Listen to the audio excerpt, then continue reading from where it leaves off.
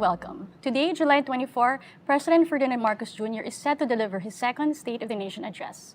I'm Pierre Nada, and you're tuned in to Rappler special coverage as Filipinos await the issues and policies President Marcos will discuss in his second SONA. Joining me today in the studio are Rappler Editor-at-Large Marites Vitog, Rappler columnist John Neri, our resident economist JC Punong-Bayan, and business reporter Lance Yu.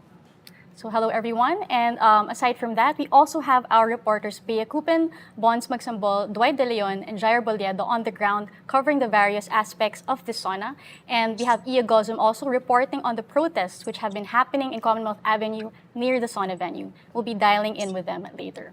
So we are going to kick off our discussion with Baya, who is actually right now in Batasang, Pambansa, and he and she will be answering our questions all about the man of the hour, President Marcos Jr. So Baya, welcome.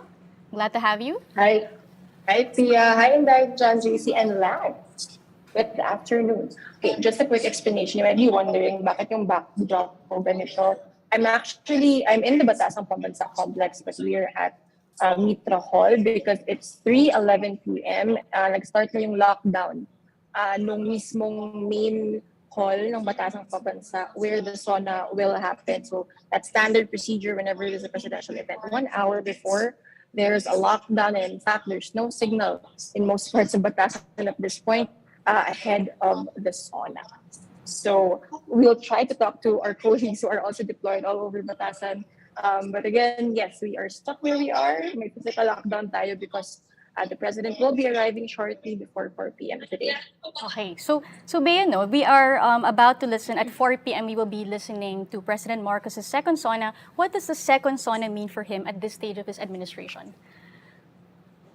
Yeah, I think we want to bring it back to last year's SONA, where it was basically a mystery, in that we didn't really talk about his position in issues. It wasn't very clear what his vision for the country was at that point. 1 month na siya in office, then 12 years later, mas clear na kung ano yung vision, ano yung stand ni President Marcos ang administration on several key issues. Foreign policy, for instance, the rhetorics are there. But I think yung question ngayon dito is like, ano yung manifestation or ano yung pag-concretize na mga flowery words at rhetorics. For example, kunwari isipin natin, we go back to the data now. So, according to Pulse Asia, in economic issues, inflation, jobs, increase of wages, these are the top concerns of Filipinos. 63% said na inflation yung highest concern nila.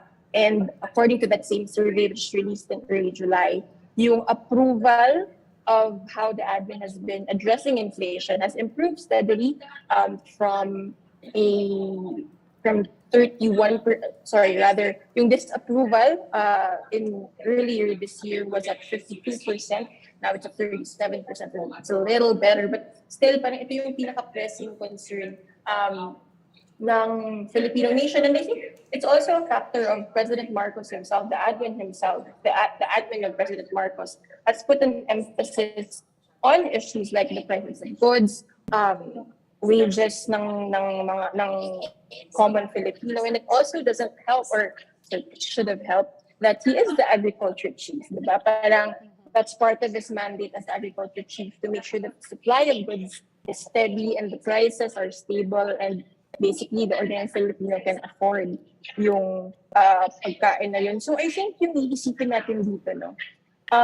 After 12 years, what does he have to show? And I think we mentioned this a little. I heard you guys talk about this off air. No? He's been traveling a lot in 12 months. The Malacanang press corps that's been covering him are also quite weary of traveling at this point because he's been to 10 trips through several countries in Asia, in Europe, and the US twice. China, he's been to Japan. In fact, tomorrow he's flying to Malaysia. So he has defended himself from criticism by saying, look at the ROI. So the question now, he said that back in January 2023, 6 months ago. So the question is, asan na yung ROI?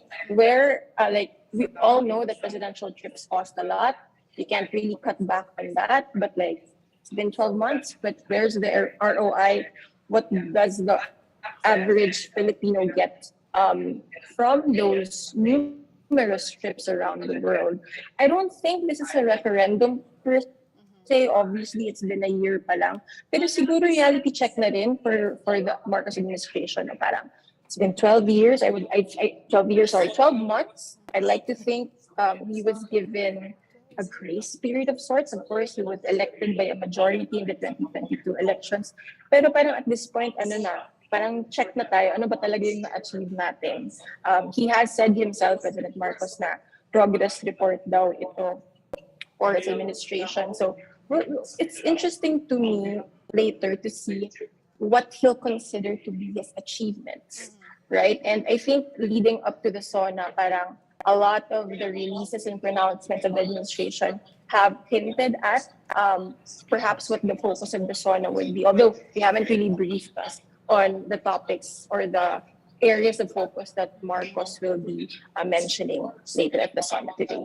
Okay. So Bea, you already mentioned the speech, no? What do we know though about the speech we'll be hearing from later? Kasi kanina na-ambush interview si presidential son and House Senior Deputy Majority Leader Sandro Marcos, and he mentioned that his father actually practiced in front of him, that he's going to try to keep it within 90 minutes. I mean, what have you heard from your end? I think yung panghubutan natin ng information and ano yung laman ng speeches, the pronouncements leading up to this. So 2 weeks ago, the Department of Trade and Industry held a press briefing, parang kumbaga giving updates on, like I mentioned kanina, yung supposed or yung expected ROI from the foreign trip. So we expect that to be highlighted. But again, we have to emphasize that these are pledges, right? Kumbaga, pangako pa lang to, wala pang papel na sinasign, wala pang budget na ina-allocate itong private companies na ito to actually invest in the Philippines. And that's something that I think President Marcos and his economic team will have to focus on, na parang, yun nga, it's been 12 months of traveling around the world. Like, what does he have to show for all those miles that he accrued through his first year in Malacanang, no? So walang briefing, walang indication specifics, but you can also, just days before this, which is strange because days ago lang in-announced through a press release ng Presidential Communications Office, but the memorandum was issued in early July. So it's been almost a month na pinakalat sa mga government agencies yung bagong branding ng Marcos administration na bagong Pilipinas. The releases have been very vague so far. They call it the brand of governance and a leadership campaign. So what does this even mean? Ano yung actionable points ito? But if you watch PTV, which is if you hear the sound like in the background, that's actually PTV playing because we are monitoring the SONA, no?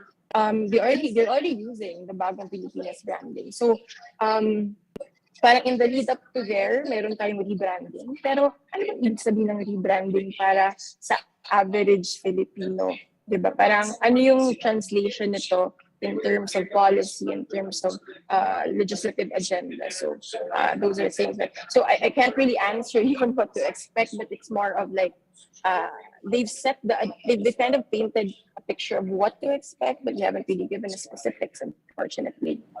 Okay. We have our panelists here who might also have questions for Bea. Would you have anything to ask, for example, from the end of Malacanang, or what do you expect to hear from the president today? While we have Bea on the line, feel free to ask your questions. I have a question for Bea.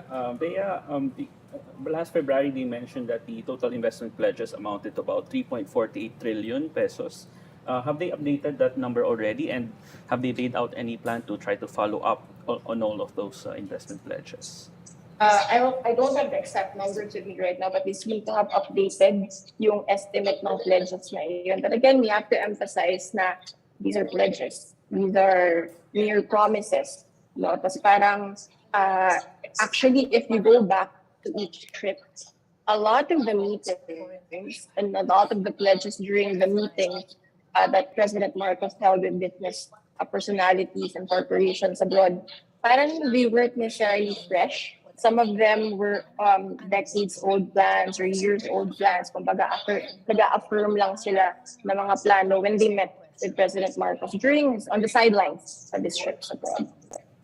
Bea, last question from me, no, before we let you go. We're very busy. We know that SONA is also largely all about the alliances between executive and legislative. So, from your point of view, what would be your assessment of how Marcos's alliances in the House and the Senate have gotten far in terms of delivering on his promise for Filipinos or not delivering? Yeah, I think the unique thing here is that and this is an insight that a lot of analysts have also been sharing with me in interviews in the lead up to the SONA na parang, kumbaga, the vast power that put him in Malacanang, we're talking about the Unity Coalition, throwback to 2022, no? And this was a very wide smorgasbord of a coalition of all the famous and infamous leaders that basically helped President Marcos and Vice President Sara to cruise through the 2022 elections. Now that they're in power, those same groups, personalities, individuals have potentially conflicts of interests with each other. They have very huge egos. So the thing here that I think is interesting is that the very same powers that put Marcos in power possibly also prevent him from actually flexing the political capital he has and the power he has as the, again, first Madrid's father was ousted. And I think ano yung personality kumbaga ng isang Marcos 2.0 president, isang Ferdinand Marcos Jr. at president, parang question mark. Like, ano ba talaga siya? Ano yung pinanindigan niya? And I think, this plays into the whole dynamics of the super majority in the two chambers of Congress. Parang all these interests pushing and pulling. Because if you review yung priority legislation or rather yung mga napasang batas, sa 5 na napasa ng 19th Congress, most of them weren't even mentioned in the SONA. Agrarian emancipation was mentioned in the SONA. Yung specialty health centers across the Philippines, nabanggit sa SONA pero hindi pa nasa-sign into law. The one piece of legislation that President Marcos was probably most aggressive in pushing, ironically, was not mentioned in the 2022 SONA at all. And of course, it's the Mahar Lake bill.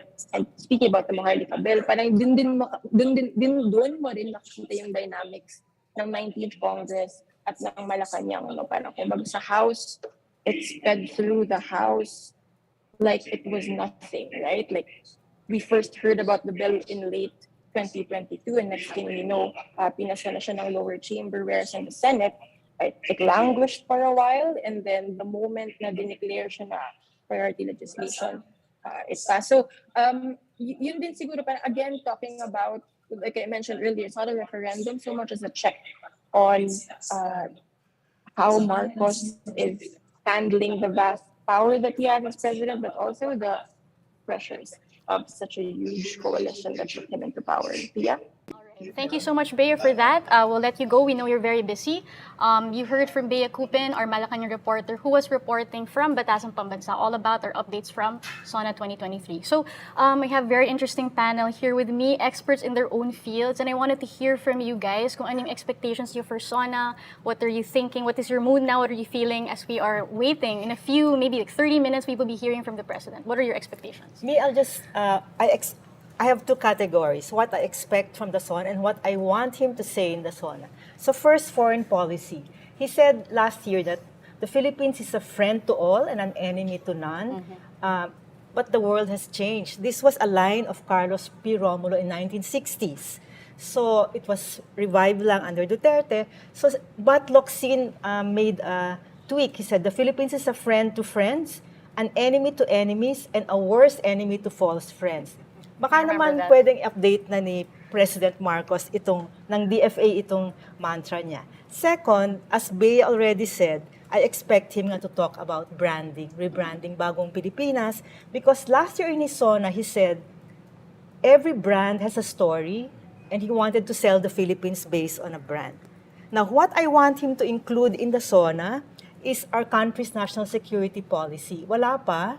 The last we had was under Duterte, 2017 to 2022. Second, which he also didn't talk about last year, reforms in the criminal justice system. And I think some things are happening there sa courts, prosecution, law enforcement, and corrections. And the third, what we're missing is parang there's silence. Why do we still have 300 plus drug-related killings when he already shifted from EJK of Duterte to rehabilitation? So yun lang. My wish list, and parang the first one was what I expect from him. That we have a list later to check Yes. for the items that have been We have a covered. bingo card. Yeah. How about you, Yeah. John? Two expectations. First, something about Mindanao. Last year, it was astonishing for me to realize that he virtually ignored Mindanao. The only time he mentioned the word Mindanao was when he said, he was behind the Mindanao Railway network. It's astonishing to me because there's still a lot going on there. The peace process is at a very delicate stage. The transition to the Bangsamoro is underway, and there's violence rearing its ugly head again. And that's one reason why. Another reason is that this is the island group that gave him an incredible amount of support, something like 67% of the votes from Largely Mindanao. thanks to the Dutertes. And he did not even address Mindanao issues. Part of his unity campaign was to just elide, what was happening in Mindanao. So I would like him to say something about pushing the peace process, ensuring the safety in the barangay elections in October and then next year's election, in 2025.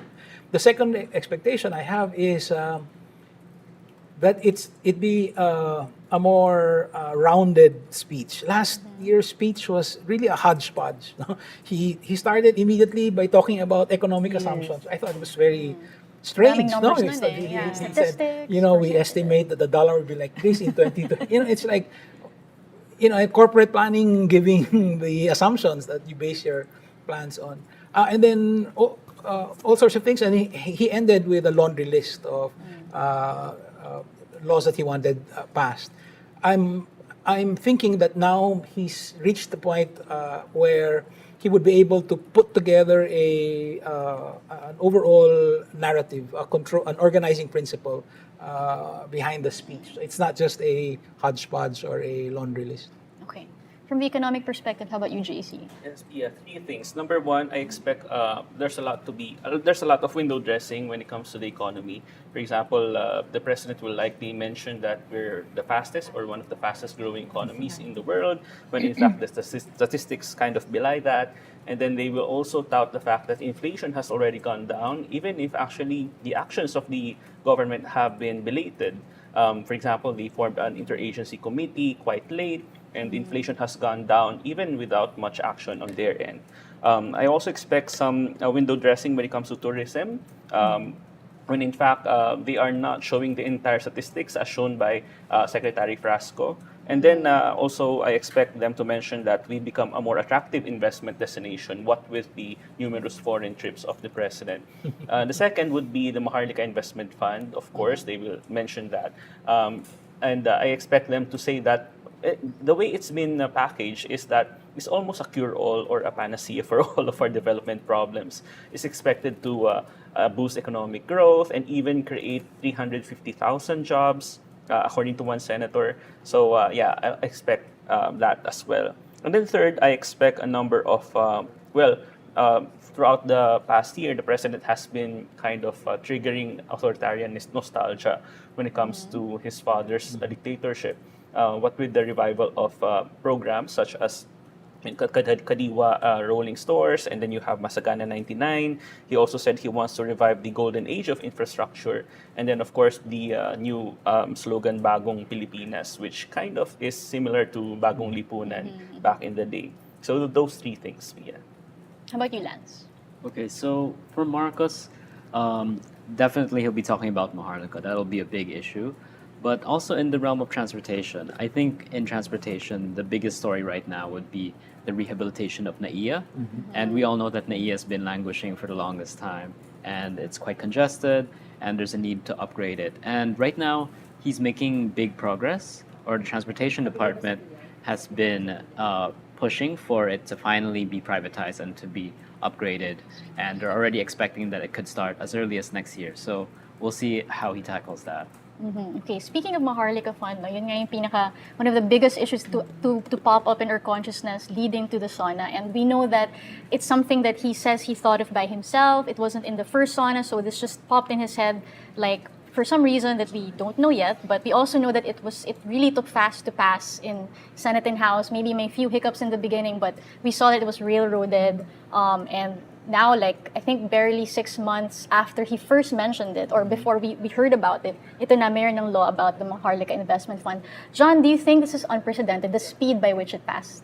Well, there have been similar measures, signature measures of previous presidents which receive the same kind of special treatment. No? So, for instance, when Duterte declared martial law in Mindanao, when it came time for Congress to validate, to affirm, or to extend the period of the proclamation, they did so very, very quickly. I think what this shows us is that, number one, that the signature issue for the Marcoses is wealth. That's, I think, something they think they know their way around. I mean, they understand great wealth. You have to remember, Bongbong Marcos is on the record as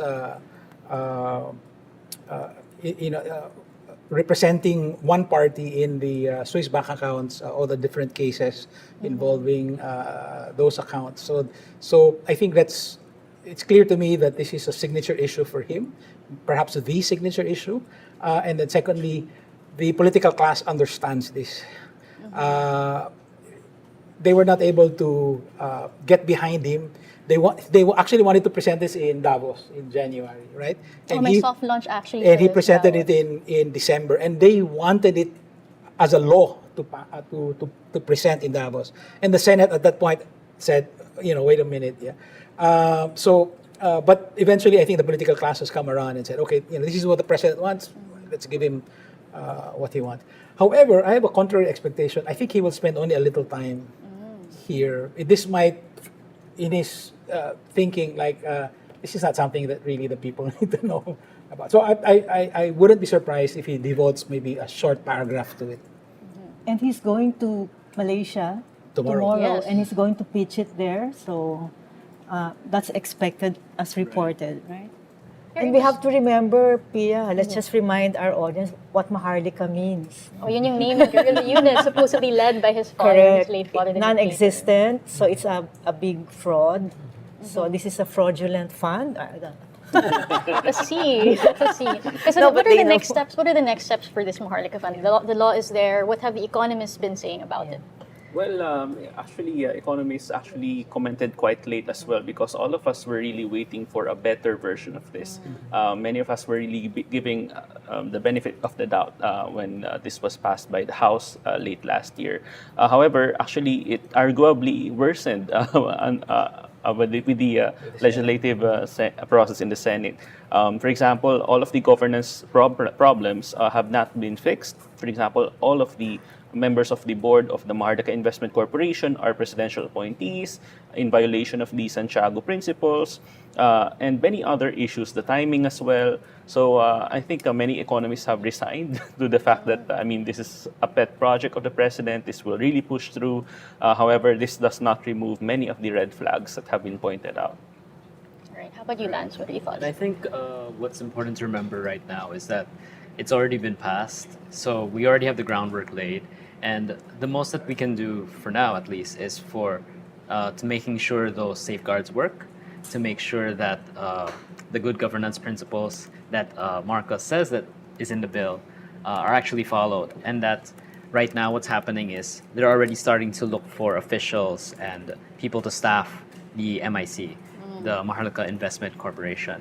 And so what we're expecting is that as early as September, this is coming from Diokno, as early as September, it could already be staffed, and it could even start operations within this year. So we're hoping that at least that happens, and that the people who are put in charge of the fund are competent, and most of all have good integrity. Do we have any idea of the kinds of projects that they're hoping to fund with this fund? Yes, so actually that's something Marcos has been saying, and that's what that's how it was billed earlier as a development fund. So they were hoping that this could be, they could pool together money from the government, from the different, from the Banco Central, for instance, and then use that to actually invest in projects such as dams that normally face some difficulty passing through the budget in Congress. So that's the idea, that this can be used as another way to fund development projects. I think this has been branded as a vehicle for economic growth, and the economic managers have been saying that constantly. However, because of the many problems when it comes to governance, this could very well be a vehicle for corruption as well. And if you look, for example, at the 3-page business proposal submitted by the Bureau of the Treasury, it stated there, for example, that the Mahar Lake Investment Fund can invest in stocks of reputable real estate organizations listed in the PSE. As well, it could invest in, for example, companies invested in the development of mixed-use and commercial properties, which raises the question, is this really in line with the Philippine Development Plan? And of course, we know that some of these businesses are owned by some prominent politicians. And of course, for example, the main proponent of Mahar Lake in the Senate, we know that their family owns a lot of these real estate companies. So, I mean, That's Villar. exactly. You have the name. Yeah, let's not beat around the bush. But yes, it's a big red flag because it could end up picking winners in the economy, enriching selected companies owned by people who are in the orbit of the president, which is reminiscent of what had happened during martial law. And I think it's also important to remind people what's at stake in the Mahar Lake Investment Fund. So how much is actually going to go inside? Right now, the authorized capital stock, the amount that can ultimately form the Mahar Lake Fund, is hit at 500 billion. So far, they expect that 125 billion will be subscribed by the government. So that's 50 billion from Land Bank, 25 billion from the Development Bank of the Philippines, and another 50 billion from the national government, which will mostly come from BSP dividends. And so that's quite a lot to be at stake. And if ever there is something that goes wrong with the fund, it could, I believe, put the economy in some serious trouble, right? Yes, actually, this will endanger, for example, the capitalization of Land Bank as well as the Development Bank of the Philippines. They will no longer be able to meet the capital requirements prescribed by the Bangko Sentral ng Pilipinas. As well, for example, the BSP itself needs that money for their own capitalization. So, and the president keeps saying that these are idle funds, underutilized funds, when in fact these are supposedly earmarked for the fulfillment of the mandates of these government institutions. So, yeah, I mean, you shouldn't touch them out of prudence. You should really avoid touching these major funds.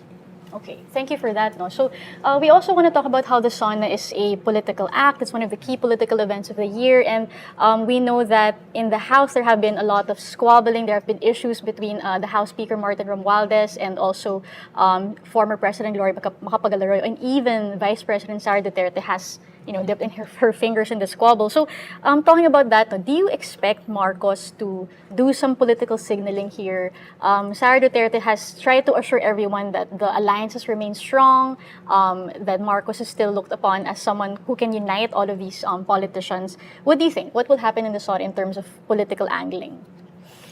No, I don't think he'll spend a lot of time on this because he's Mr. Unity, doesn't want to, show any sign that he's troubled by the division. But I think, and also he knows that there's a new political party that's up, led by Albi Benitez. Benitez. Yeah. So yeah, I don't think he'll give a lot of time to it. He will downplay it even. So let's see the reaction of Sara Duterte later. Yeah, usually it's a body language yan eh. Or Yes. who will shake hands with who, usually it's the unwritten, unspoken things. But during the opening this morning of the session, it was Gloria and Martin looked okay. They were talking to each other. But behind, we don't know what's happening behind the scenes. As we've learned, keep your friends close and your enemies closer. And the knives closer. I do think that yes, the president will stick to his message of unity because I think he's really quite sincere about it. I mean, I think that's really the way he approaches, politics. I think that he will continue to thread the needle. He will say something nice about Sara Duterte the way he did last time. He probably in relation to education. He will probably say something nice about President Duterte, probably in relation to, I don't know, like last year, the Department of Migrant Workers. No? It doesn't hurt him to say these nice things about allies who can become potential enemies. So I think we can see him saying these nice things about his allies. He might say something nice about Gloria or about his cousin. I've never heard him say that. But if he says something nice about Speaker Martin Romualdez's, 10-year speaker, then that might be a signal that we should watch out for. All right, so we just got an update from Batasang that there's a helicopter now landing in the complex, and we will see now if it is President Marcos. We think it is because obviously the cameras are all trained to this particular chopper with the presidential seal. So stay tuned because we will be soon seeing President Marcos Jr. making his way inside the complex. We will see also who's accompanying him and who will be meeting him. Of course, we know that in SONA may tradition in terms of the welcoming committee. And yeah, it's right now 3:41 p.m., so he is early. And we know that this is a tradition that the SONA has to begin at 4 p.m. So we'll see now. Usually talaga presidents have been arriving in the SONA through chopper. I haven't heard of an incident Was na. Duterte late? Ever late before? I believe, the latest that was na nag-start yung SONA was because of the house coup, if you remember. Yeah. But Gloria and he was Alvarez. never too late, from what I remember. But his speeches were the ones that siguro exceeded expectations in terms of time.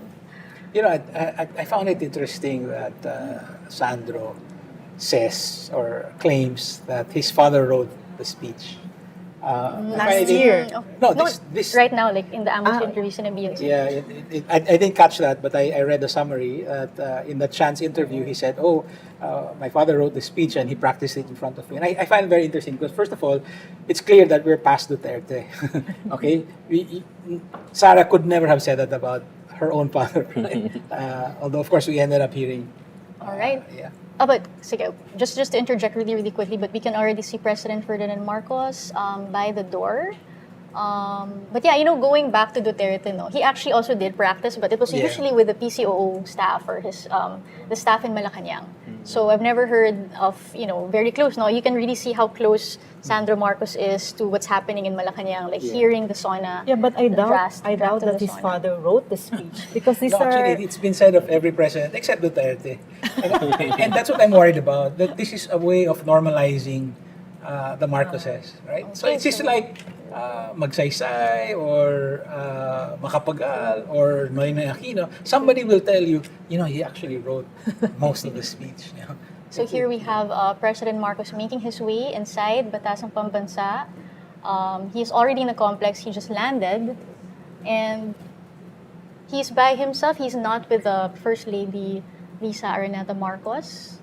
I'm not sure if she actually arrived beforehand or I'm sure she will be present. So here we have, we'll be seeing the welcoming committee pretty soon. And also by tradition, the chief executive is usually welcomed by the AFP chief of staff, who is Lieutenant General Romeo Bronner Jr. They're making their way now to the Batasang Pambansa, to the actual building, and usually they are also greeted by the leaders of the House and the Senate. And alam natin na the chief executive, whenever he is welcomed into Batasang Pambansa, he actually stays first in the PLLO office, the Presidential Legislative Liaison Offices. Kasi yun yung formal, parang territory ng executive within the House. So there we have, his sister, Senator Amy Marcos, who is part of the welcoming committee. Alam ko kasi elected or appointed yung mga welcoming committee members. Showing off her lizard tattoo on her arm. Also, Senator Villar and Senator Grace po. Yeah, so these are the son, the presidential son, Sandro Marcos. And now we have House Speaker Martin Romualdez, who is accompanying, and of course, Senate President Mig Zubiri. And they're now all walking towards the area where they will all wait until President Marcos will head to the plenary for his speech.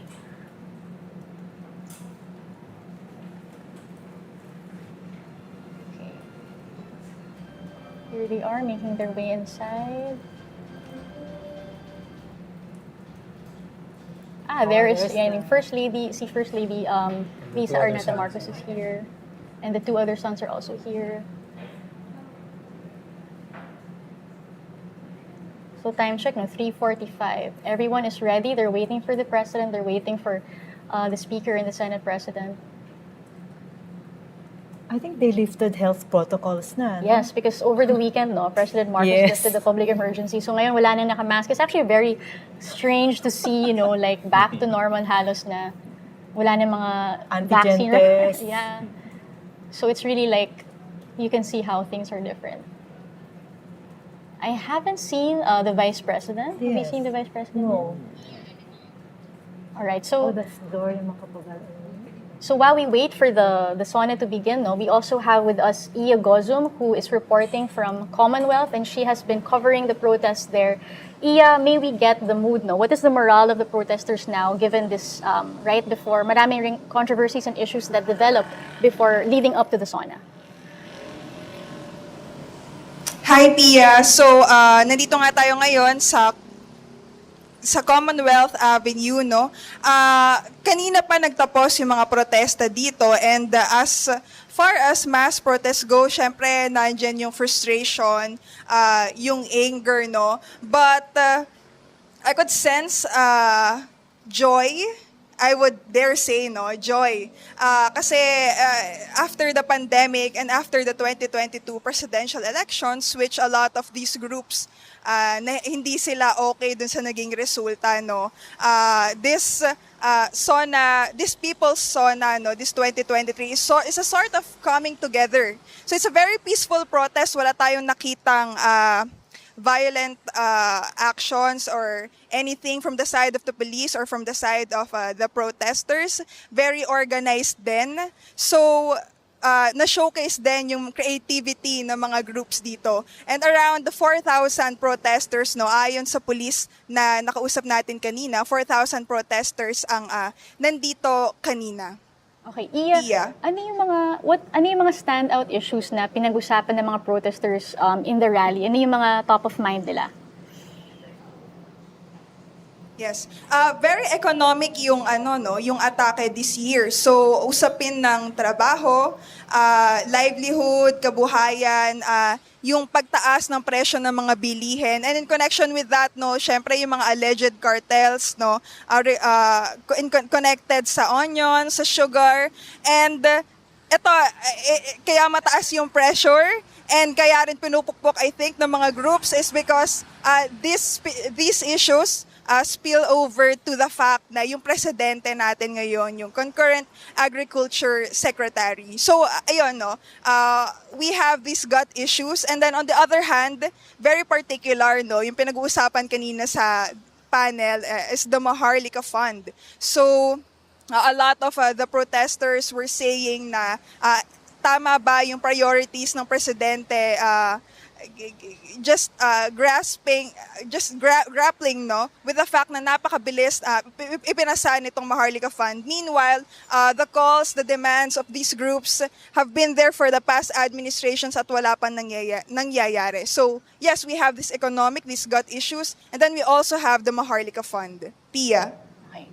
Maraming salamat, Iya. So before we return to the rest of the panel discussion, we have one last question for Lance because we also have to let him go. He is also very busy covering the speech later. So Lance, as you heard from Iya, Mahar Lake Fund is kind of a very touchy issue for protesters, especially given the gut issue of inflation. What would you tell Filipinos who hear about Mahar Lake Fund? Can they expect anything from the Mahar Lake Fund in terms of yung inflation, yung pagbaba ng presyo, making the economy, feeling the effects of the economy in a much quicker time than most would think? Right. Well, if we were to follow what Marcos and what the other senators would say, is that they'd have tried to reassure the public by removing or saying that the pension funds and the state wealth funds are absolutely prohibited from investing. And if you recall earlier, that was one of the main issues, the pinaka-gut issue siguro, no? that these funds could be endangered if they were allowed to invest. So he has said that these are prohibited from investing, and so I suppose that's one of the biggest safeguards supposedly in the fund. All right. Thank you so much, Lance, for joining us. Can I ask him a quick question? Yes, go ahead. You mentioned earlier about the multi-billion peso rehabilitation of NAIA. That's really very important, right? Right. But there are also pending projects proposing different airports, right? Right. Bulacan and so on. I mean, can our economy handle all of these? I mean, my question is, if the rehabilitation of NAIA pushes through, like, wouldn't that shorten the life of, or the viability, lessen the viability of, let's say, the Bulacan airport and so on? There's so many things, so many balls in the air. Yes. How easy juggling them? Actually, interestingly enough, the MIAC, one of the consortium that originally wanted to rehabilitate NAIA, they mentioned that even if NAIA were to be rehabilitated, we would still need another airport near Manila, so that could be Bulacan or Sangli. Sangli. So yes, supposedly NAIA alone still won't be enough to accommodate all the air traffic. So that's been. Thank you so much, Lance, for joining us. Now we're going to return to the live stream of the SONA, the Batasang Pambansa complex. We are now seeing the plenary session in Batasan, and you can see, everyone's assembled, everyone's waiting. And kanina nakita ko nga in the audience, we saw former President Joseph Estrada. We were seeing some diplomats also. And let's see what else the stream is showing. And we've got more. This is mostly someone is eating chocolates. Oh, siguro parang siguro before the speech, that was Camille Villar, a congresswoman who we saw partaking in those chocolates. And earlier, we saw the first family. They were part of the group that welcomed the president to Batasan, and they were with him in the lounge. And yeah, what would you want to? What can you say about the first family? We've seen them in action in this first year. What has struck you about them and how they're in our national consciousness now and how they've been this past year? I think it took some time for me to adjust because we've not had families. I mean, Pinoy Aquino had no first lady, no family, and then Gloria Arroyo had the first gentleman, and then the children were all big. I mean, they were not so visible, and then Duterte, of course, didn't really have an active first lady, and then Arab had so many, but there was only one. So I mean, it took me some time to adjust to see this family with young children. I mean, relatively young. And then following, parang the reprise of Ferdinand Marcos Sr. and the three kids when they were in power. Right. And alam natin na si Sandro, for one, he's been accompanying the president in many of the foreign travels. And you can really see the kind of grooming that's taking place, or at least putting him front and center as like maybe the next Marcos, and or the younger generation. Martin is always by his side, when they travel and also during official functions. So I was thinking, family first. Parang yun yung projection ni Bongbong. It's very important for him to project his family That he's more a than the family man political also, parties. Yeah. I think also we should take note of the crucial role that the First Lady plays. Liza Araneta Marcos, I think, is a very influential power player in this administration. I thought, for instance, when she rebutted a particular claim and did it on the golf course with the presidential security guard commander, I mean, I thought that was quite unusual. The other day, she praised Interior Secretary Abalos heavily because they're friends that go way back. I mean, when she says these things, I mean, people take notice. I mean, they say, oh, okay, that assures Abalos, he's going to be untouched for the rest of this term. And so on. So I thought that we're back to the era of very powerful first ladies. And not so powerful sister. Oh, let's see. Not for want of trying, though, I'm pretty sure. So I wanted also to return to the key issue kasi nakita din natin sa Pulse Asia survey last month that inflation is really top of mind for Filipinos now, and really covering presidents from before, inflation has really typically been the lowest score of presidents, even before Marcos. Like Pinoy time, Arab time, it's really been a key issue. So what do you expect to hear? What do you think would assuage Filipinos' fear about the economy or even just rising price of goods? What should Marcos say to at least address this, or yung pinaka-minimum that you'd want to hear from him about this? Yeah, well, actually, no wonder people are worried about inflation because it reached a 14-year high in January this year at 8.7%, something that we never saw, for example, during the Duterte administration, even if inflation peaked at around 6.7%. And the thing is, even if inflation is going down, prices are still going up. So if you imagine, for example, a room that's where you are in and then is being filled with water, the water is rising, still rising. So then, I mean, yeah, and so you need to step up or on something so that you can lift your head above it. So yeah, that's the main problem right now. And the thing is, it didn't have to reach 8.7%. They could have done some policies, or for example, imported foodstuffs much earlier, so that it could go down faster. Okay, so sorry to interject, JC, No but we problem. now have a president walking towards the plenary, and we can see that he is that also Senate President Mig Zubiri and House Speaker Martin Romales were already in the rostrum last time the stream went to the plenary hall. So you can see, no? What do you think of his body language? Confident? Nervous? I want to see his barong up close. So he must feel the weight of the walk. Everybody will be listening to his speech in a few minutes. Yes, it's 3:56, so right on time. I just wanted to point out that this is part of political theater. Yes. Right? So it's very important who gets chosen to represent the Senate and the House in the welcoming delegation. It's a perk that the Speaker or the Senate President distributes. Right. Like, oh, this year you're part of that group. It's a very simple thing, but it's like a recognition. So Amy was with Was the there, welcoming. yeah. He Amy was, was, yeah. Well, I guess medyo no-brainer yun, I guess, if you were Senate President. Makes sense.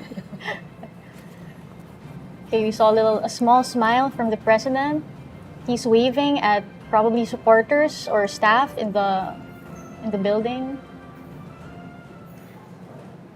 Oh no, the spectacle of the SONA is really this walk, you can see the hardwood corridors. So here he is, he's about to walk into the plenary hall. Excellency Ferdinand Romualdez Marcos Jr.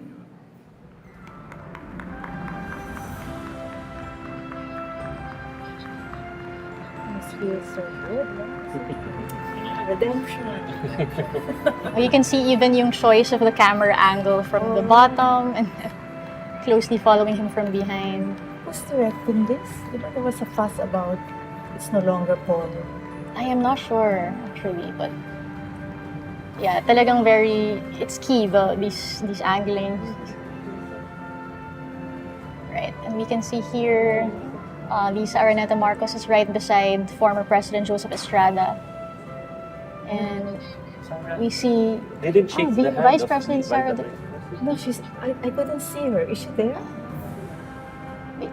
I think she's the one. Okay, we also saw Vice President Sara Duterte who was in yellow, wearing a yellow Lisa was in dress, and is in we have yellow also. Who is that? Well, okay, this 0.5 is the year 2023. Yeah, but wow. No SONA without a selfie. so interesting placement, no? So the Vice President was right beside the First Lady, who was right beside Gloria Macapagal Arroyo, and we see here again Senator Amy Marcos, and the presidential son, Sandro Marcos, is across from his aunt. We see Senator Joel Villanueva and Senator Lauren Legarda.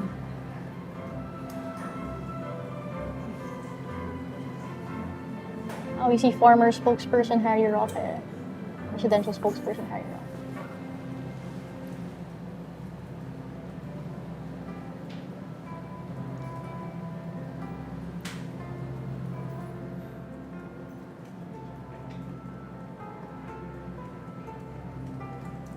I didn't see Sarah. She was the one in yellow. Yes, she was bypassed.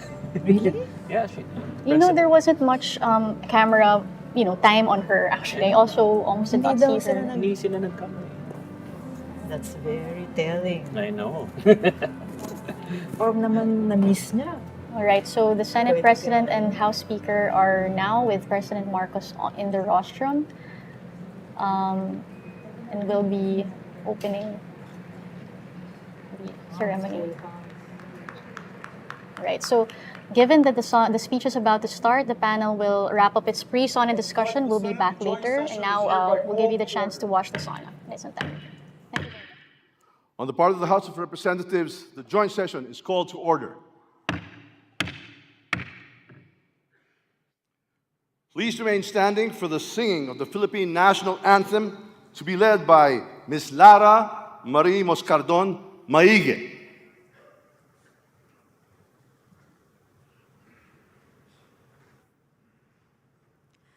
Bayang magiliw, perlas ng silanganan, alab ng puso, sa dibdib mo'y buhay.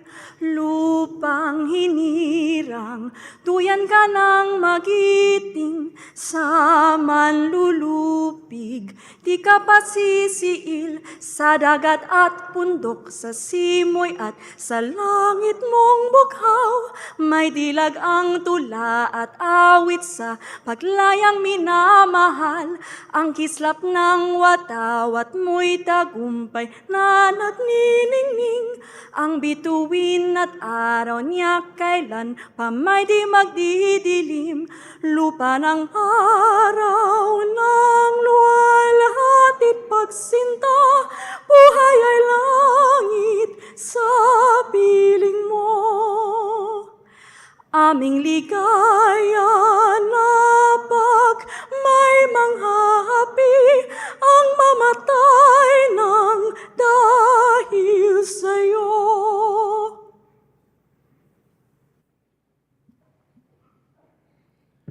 Please remain standing for the nation's prayer. Kindly bow your heads in prayer. O Diyos na makapangyarihan, manlilikha, tagapagbigay buhay at tagapagligtas. Salamat po sa inyong paggabay sa buong sandaigdigan, lalo na sa pagkalinga sa sangkatauhan mula sa dumating na pandemya. Maraming salamat sa mga pagbibiyayang patuloy ninyong ibinibigay sa aming minamahal na bayang Pilipinas. Bismillahirrahmanirrahim. Allahumma barik lana hadal ijtima. Sa pagtitipong ito, kasihan niyo po kami ng inyong banal na diwa at liwanag upang ang gawin ito ay magbunga ng ginhawa at kasiyahan sa pang-araw-araw na gawin ito, araw-araw na buhay na sambayanan.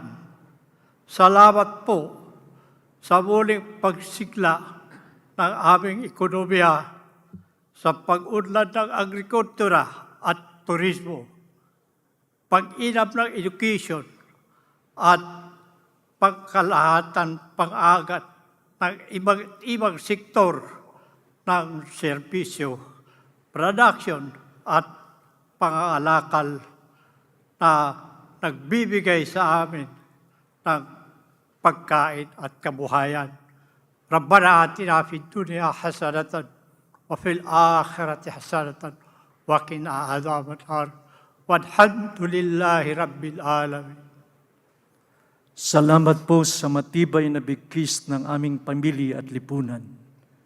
Nakalakip ng kaloob niyong matibay na pananampalataya sa inyo at ang aming pananalig sa pamahalaan ay sama-samang bumuo ng aming matibay na pundasyon bilang isang bayan.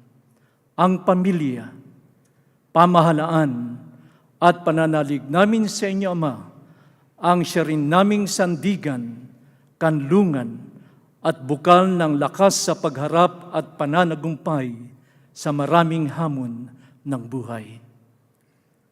Salamat po sa pag-iral ng kapayapaan at kaayusan sa gitna at sa kabila ng iba't ibang pananaw, sa marubdob at masiglang diskurso ng aming demokrasya. Tulungan niyo po kami upang makamit ang mas malalim, matibay, malawak na kapayapaan sa ikabubuti ng lahat. Akayin niyo po kami sa pagpapaunlad panglalo ng ekonomiya upang makarating ang mas maraming biyaya sa bawat tahanang Pilipino. Kalakip nito, bigyan niyo rin po kami ng dunong at pagkakaisa sa pagharap at pangangasiwa ng hamon ng climate change. Maghari po kayo ng ganap ang inyong banal na diwa sa puso at isip ng aming mga mamamayan at mga pinuno, mga mambabatas, namamahala at mga hukom, 10 ng kanilang mga tauhan, upang ang buong katapatan, ang paglilingkod nila at kagandahang loob na manguna sila at maglingkod tungo sa mapayapa, makatarungan, maayos, maunlad, masagana at masayang pamumuhay ng buong sambayanan. Itinatalaga po namin ang gawain ito sa inyo pong mabunyi at dakilang pangalan.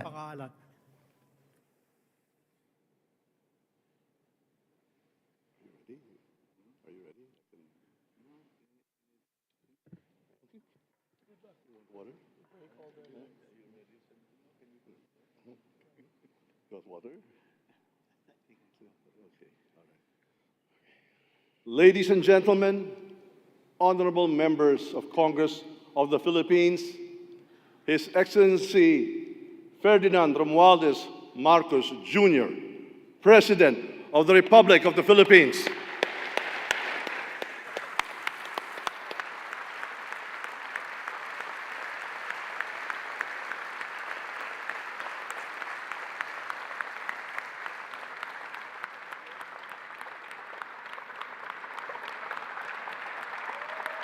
Thank you.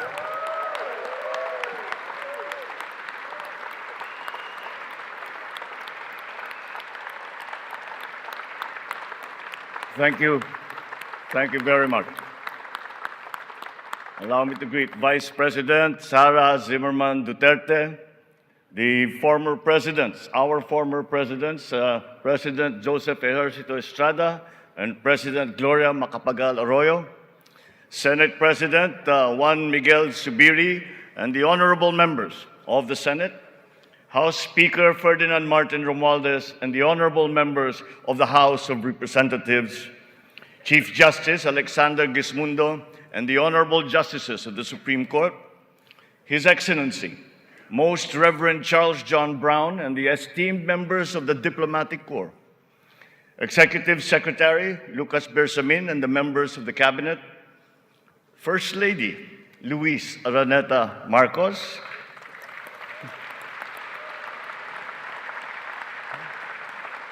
former First Lady Imelda Romualdez Marcos,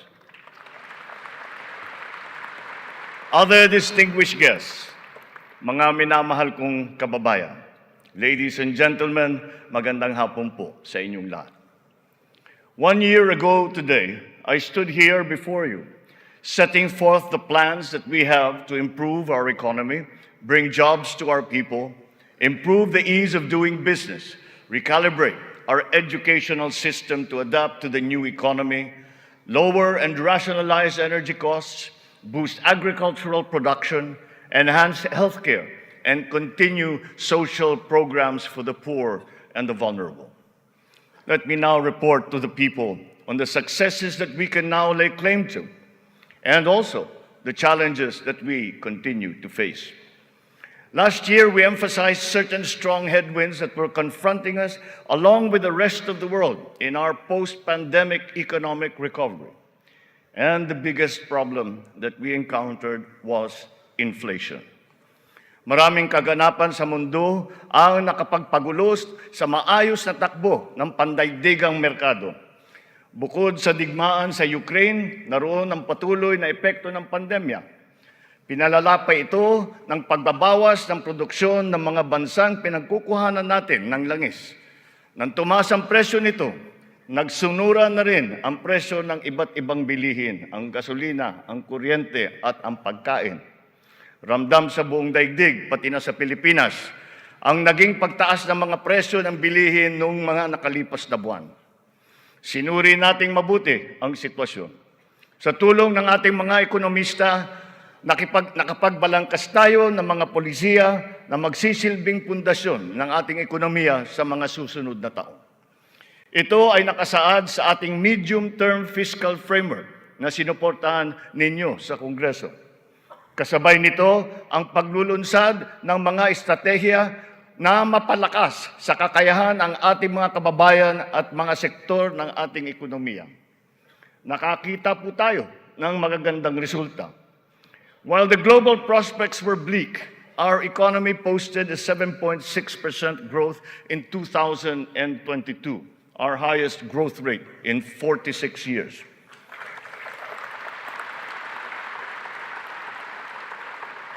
For the first quarter of this year, our growth has registered at 6.4%. It remains within our target of 6 to 7% for 2023. We are still considered to be amongst the fastest growing economies in the Asian region and in the world. It is a testament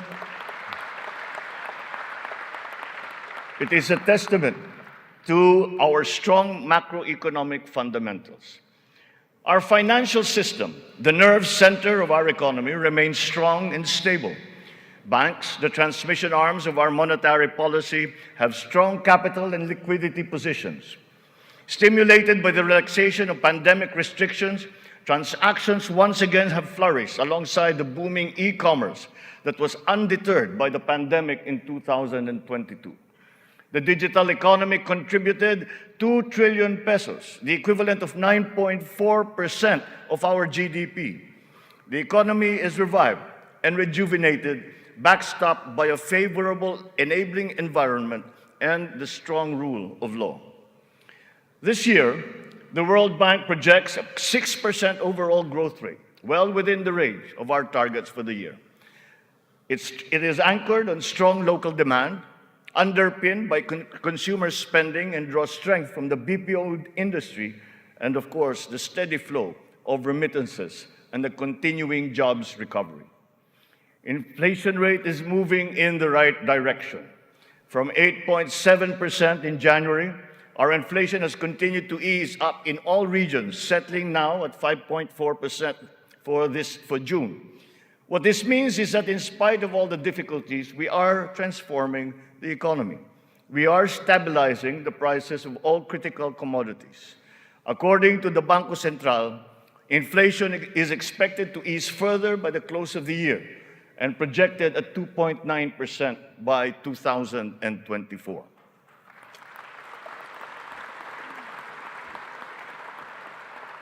On matters of the economy, there are many things over which we have no control. But over those where we do have control, we are doing everything we can. Puspusan ang ating ginagawa upang pataasin ang produksyon ng ating ekonomiya. Pinapalago natin ang mga industriya. Dinadagdagan natin ang mga infrastruktura upang mas mapabilis ang daloy ng mga produkto at ng serbisyo. Higit sa lahat, pinapalakas natin ang kakayahan ng mga mamamayan upang mapaganda nila ang kanilang pamumuhay. Ito ang punot dulo ng ating Philippine Development Plan. Investments in public infrastructure and in the capacity of our people through food, education, health, jobs, and social protection remain our top priority. For this year, economic and social services were allocated almost 70% of the national budget. Higher revenue collections will be critical in our bid to bolster public investments. Under our fiscal framework, we envision our tax and revenue efforts to further increase to up to 16.9% and 17.3% by 2028. Revenue generation has improved this year. From January to May, the Bureau of Internal Revenue has posted record collections amounting to 1.05 trillion pesos, an increase of almost 10% over the last year. For its part, the Bureau of Customs has also increased its collection by 7.4% for the first 7 months of 2023, amounting to 476 billion pesos. Since July 2022, we have seen increased revenues from PAGCOR of 47.9% and from the PCSO of 20%. We therefore seek, once again, the continued support of Congress to enact into law the policies and reforms under our fiscal framework.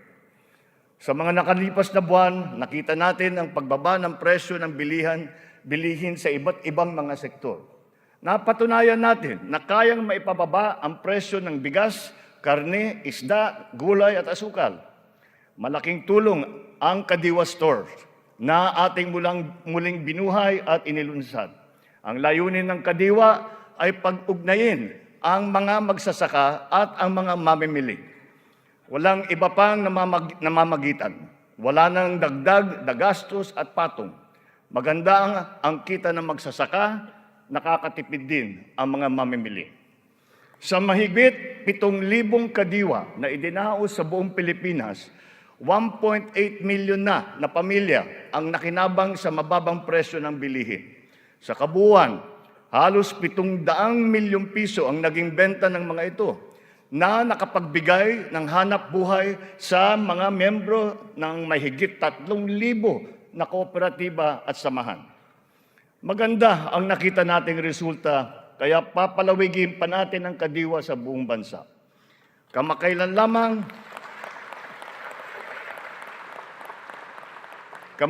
lamang ay nagsanib puwersa na ang mga ahensya ng pamahalaan upang lalo pang patibayin ang Kadiwa.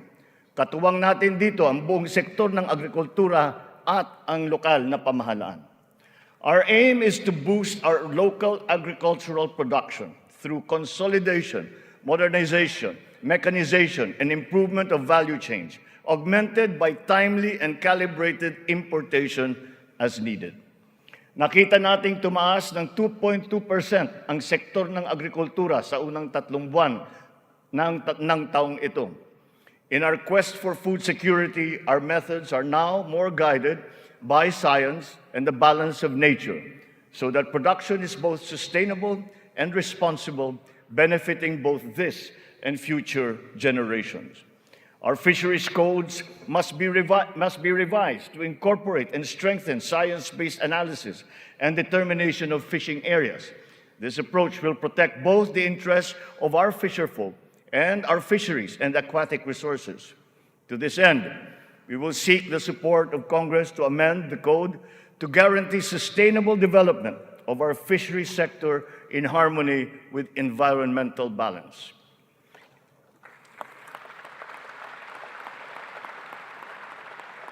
Ipinagbubuklod natin ang mga magsasaka sa pamamagitan ng farm and fisheries clustering at mga livestock multiplier farms.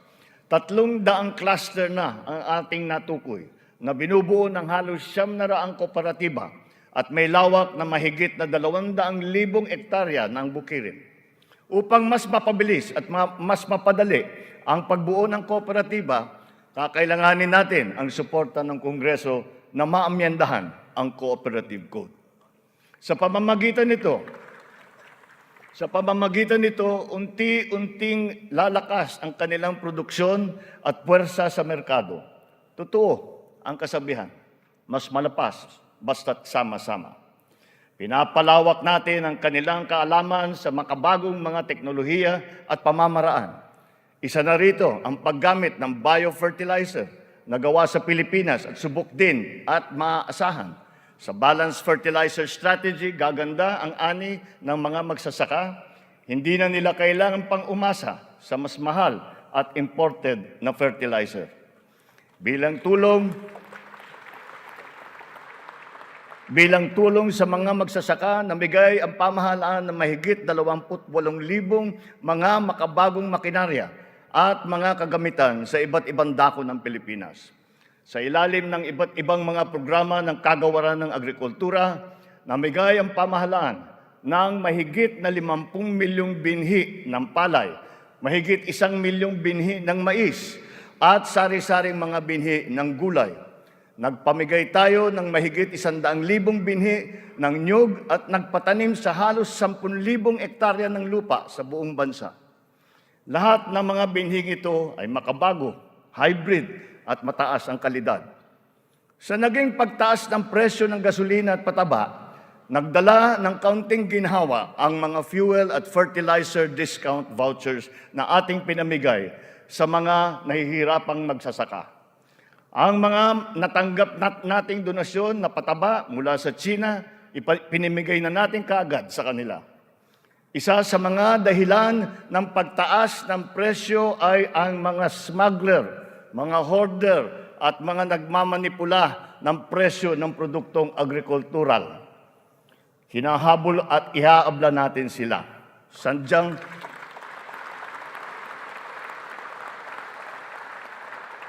Sadyang hindi tama ang kanilang gawain at hindi rin ito tugma sa ating magandang layunin. Pandaraya ang kanilang ginagawa. Napapahamak hindi lamang ang mga magsasaka, kundi tayo rin mga mamimili. Kaya hindi natin papayagan ang ganitong kalakaran. Bilang na ang mga araw ng mga smuggler at hoarder na yan.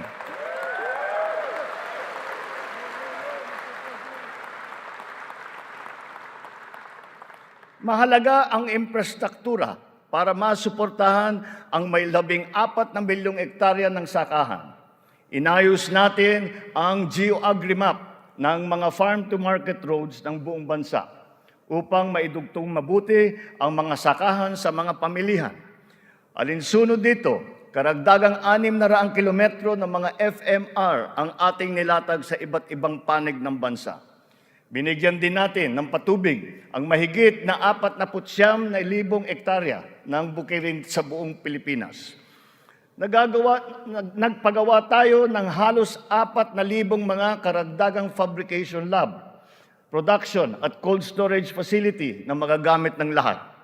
Sa tulong ng Kongreso, nakapagpatayo tayo ng 24 na multi-species hatcheries upang maparami ang produksyon ng mga isda. Nakabantay tayo sa anumang banta ng mga sakit at peste na maaring dumapo sa mga pananim at alagang hayop. Malapit na tayong magkaroon ng mga epektibong gamot at bakuna labang sa mga ito. Samantala, pinapalakas natin ang biosecurity levels ng mga alagang hayop bilang panlaban sa sakit. Tayo rin ay naghahanda sa El Nino na nagbabadyang tumama sa mga darating na buwan.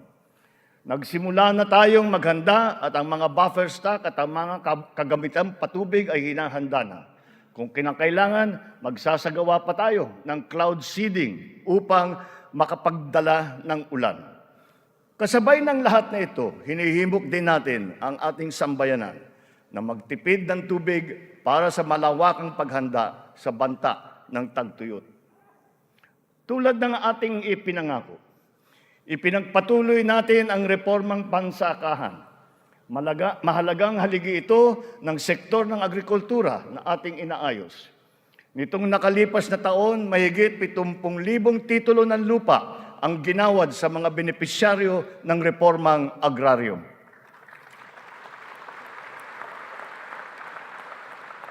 Tamang-tama ang ating pagpapatigil ng mga bayarin ng mga benepisyaryo sa ilalim ng ating nilagdaan EO number 4. 1 taon mula nung aking unang SONA na isabatas na ang bagong Agrarian Emancipation Act.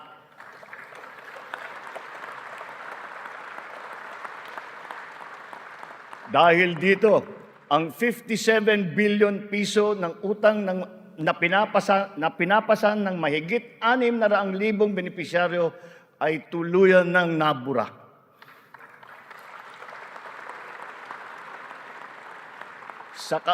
Sa ngalan ng mga magsasakang ito at ang kanilang mga pamilya, maraming salamat muli sa ating mga mambabatas.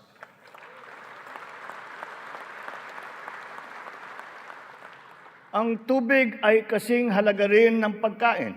Kailangan natin tiyakin na may sapat at malinis na tubig para sa lahat at sa mga susunod na salinlahi. Kasama na rito ang tubig na ginagamit natin para sa sakahan. Considering its fundamental importance, water security deserves a special focus. Our efforts must not be scattershot, but rather cohesive, centralized, and systematic. So given that urgency, we have created the Water Resources Management Office to specifically handle the delicate job involving this most precious resource.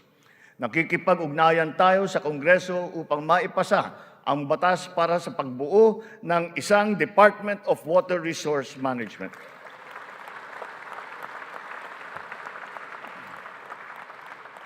This year, we have allocated 14.6 billion pesos for water supply projects, which will benefit communities all over the country.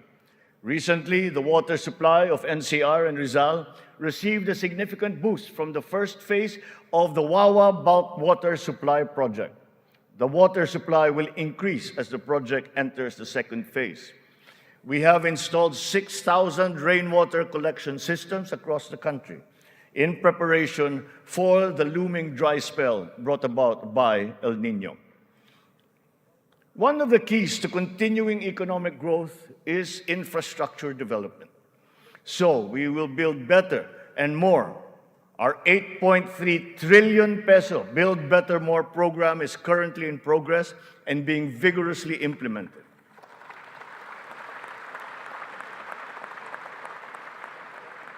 Ang buong bansa ay makikinabang sa 174 na proyekto sa ilalim ng programang ito.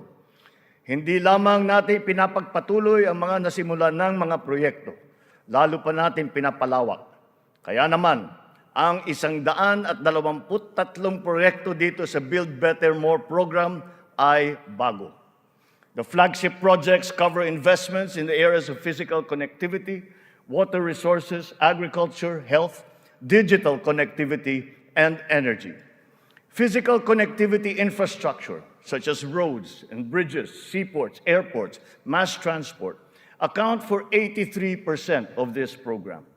Our infrastructure spending will stay at 5 to 6% of our GDP.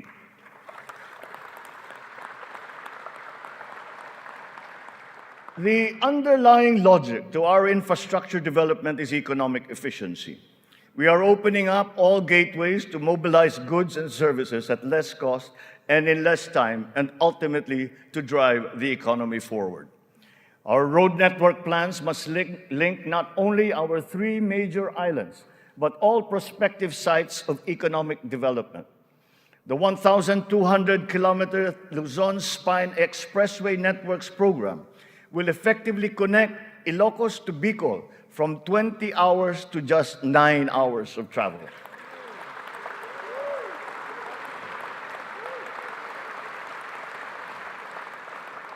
Under the Mega Bridge program, 12 bridges totaling 90 kilometers will be constructed, connecting islands and areas separated by waters. The program notably includes the Bataan-Cavite Interlink Bridge and the Panay-Guimaras-Negros Island bridges, each spanning 32 kilometers, and also the Samal Island Davao City Connector Bridge. As of June this year, we have constructed, maintained, and upgraded more than 4,000 kilometers of roads and around 500 bridges across the country. Crucial airport and port development projects across the country have also been completed, including Cebu Pier's 88 Smart Port and the new passenger terminal buildings of Clark Airport and the Port of Calapan. We initiated several railway projects with a total length of more than 1,000 kilometers.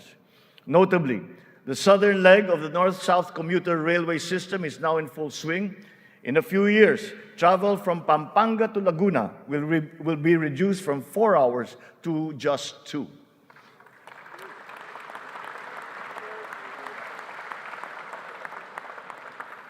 Intermodal connectivity will also be a primary consideration. Roads, bridges, and mass transport systems will be interconnected. This network will provide access and passage to vital and bustling economic markets, such as agriculture hubs, tourism sites, and key business districts. For strategic financing, some of the nation's high-priority projects can now look to the newly established Mahar Lake Investment Fund without the added debt burden. In pooling a small fraction of the considerable but underutilized government funds, the funds shall be used to make high-impact and profitable investments, such as the Build Better More program.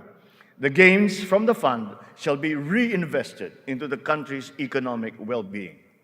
To ensure sound financial management, a group of internationally recognized economic managers shall oversee the operations of the fund, guided by the principles of transparency and accountability. This guarantees that investment decisions will be based on financial considerations alone, absent any political influence.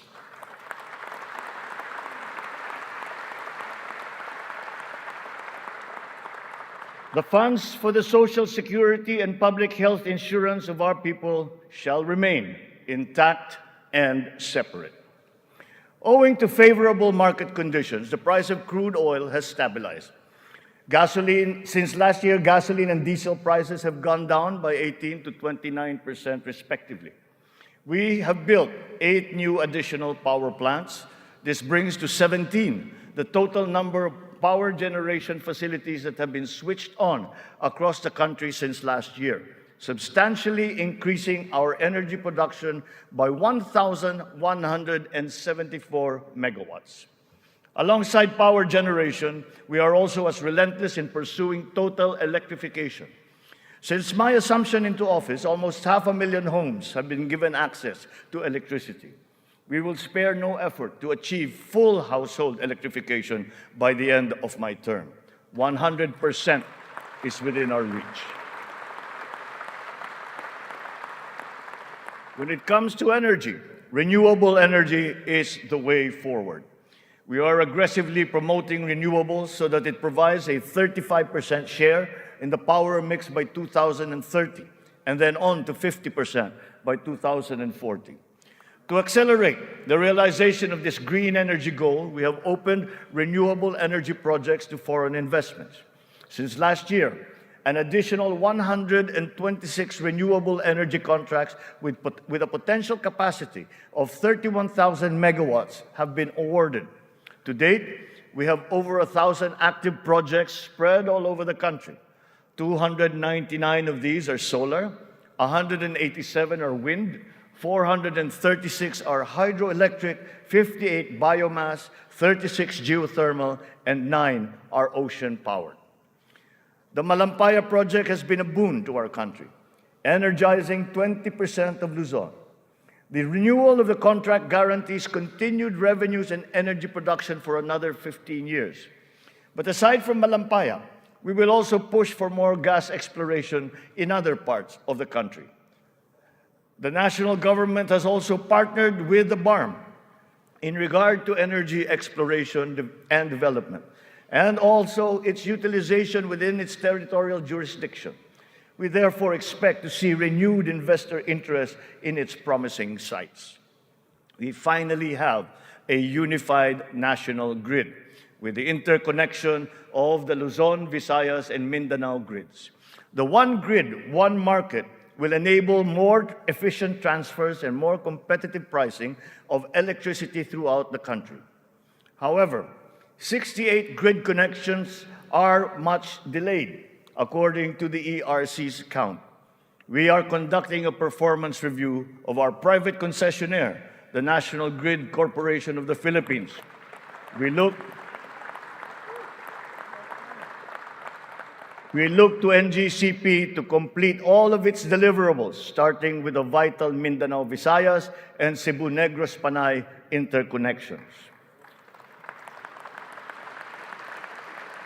Habang pinapabuti natin ang lagay ng ekonomiya, pinapalakas din natin ang kakayahan ng Pilipino. Ito ay sa pamamagitan ng mahalagang armas ng edukasyon, magandang kalusugan at trabaho. Malaking bahagi ng pondo ng pamahalaan ay inilaan para sa mga ito. Sa ating pagtahak sa kaunlaran, walang mamamayang Pilipino ang maiiwanan. Para sa atin, ang bawat buhay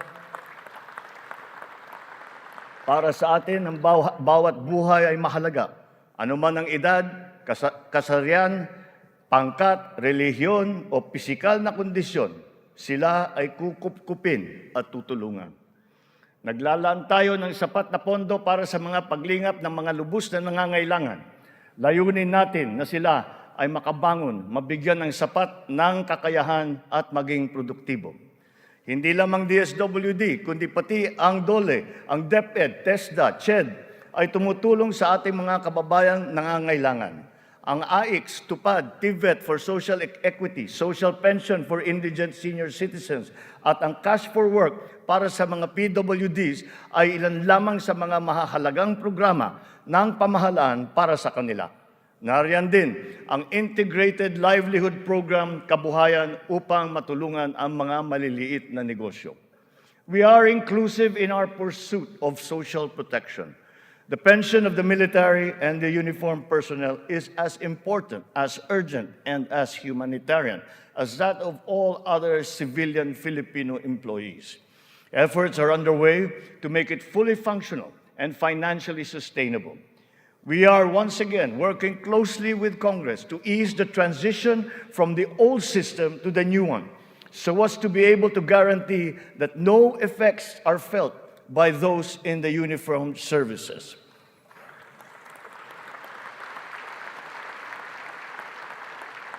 Nagsisimula ang lahat sa edukasyon. Ito ay para palakasin ang isip at kakayahan ng bawat Pilipino.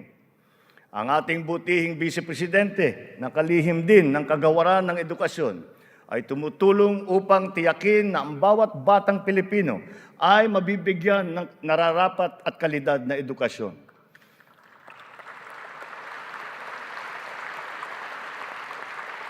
We have renewed hope in giving the best to our next batches of students, especially the 28.4 million learners who return to school this year. Learning recovery will be at the forefront of our education agenda. The Matatag Agenda for Basic Education has been launched, focusing on relevance of curriculum, rapid and responsive delivery, and the welfare of both learners and teachers. We are augmenting as well our school workforce. 90% of the newly created teaching positions have now been filled, while additional administrative personnel have been hired to unburden the teachers of any extra load. Taking to heart the lessons of the pandemic, alternative delivery modes and blended learning methodologies have been adopted to ensure unhampered learning. Additional social safety nets, such as school-based feeding programs, are also being implemented. Learners will be made more resilient. Our public schools and facilities are being increased and fortified. The shortage of classrooms and facilities is being addressed. Aside from new construction, schools and facilities are being retrofitted to become ready for the future, ready for hybrid and high-tech learning, and also climate-ready and disaster-proof. Through the DepEd Partnership Assistance Portal, private sector partners continue their assistance in the rehabilitation and improvement of schools as part of their corporate social responsibility programs. We are recalibrating the K-10 curriculum to ensure that it is always relevant, responsive, and at par with international standards. Literacy and numeracy skills need to be strengthened. The virtue of good citizenship and sense of community are also now integrated into our curriculum. We continue to exhaust all efforts to keep our young people away from the sinister influences in the dark corners of society. We are making available to them their participation in formal schooling, alternative learning, non-diploma courses, or in technical vocational education and training, or TVET. TVET continues to prove itself to be an empowering educational intervention. There are many examples of how its graduates have gone on to secure competitive technical jobs. Since last year, more than 1 million Filipinos graduated from the TVET. one-third of whom were TESDA scholars.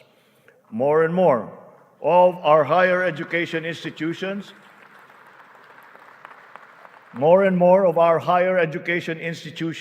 have reached world-class status.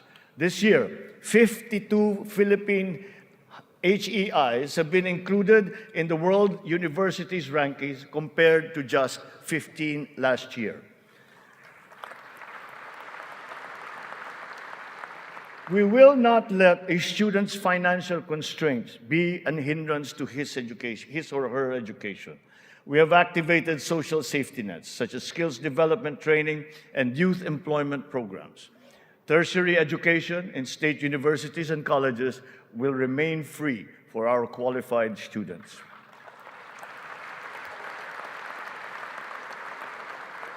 Last year, out of the 4.1 million enrolled college students, almost 50% were beneficiaries of the country's free higher education under the Universal Access to Quality Tertiary Education program.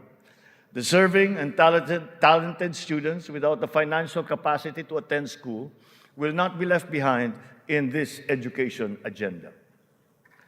A culture of innovation, working hand in glove with a culture of entrepreneurship, must be fostered. This is Philippinovation. Science and technology, especially R&D, will be at its foundation. The DOST leads the development of our capabilities in science, technology, and innovation. Science and technology-related scholarships are made available for the talented and technically gifted students from high school all the way to graduate school. To address the challenge of staying at the cutting edge of technology, 44 renowned Filipino scientists in diverse areas of expertise have returned home under the Balik Scientist program. They will undertake research in various priority fields and will be supported by upgraded facilities and R&D funding.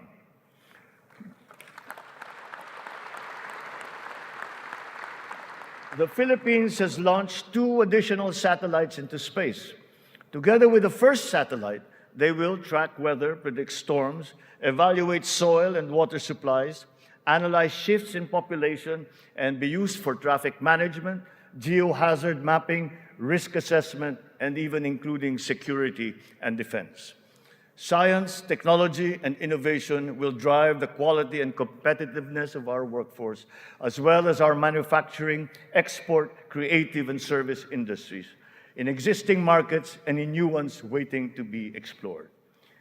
The bane of the mismatch between jobs and skills among our workforce is being rectified through strengthened government, industry, labor, academe partnerships, and the continuous reskilling and upskilling training programs that we have put before our workforce.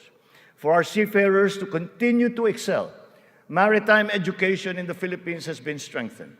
This will progress and solidify our country's position as a global maritime hub through the steady supply of competent Filipino seafarers to foreign merchant marine vessels. The question about the European Union's recognition of the standards of training of Filipino seafarers has, after 17 years, finally been resolved.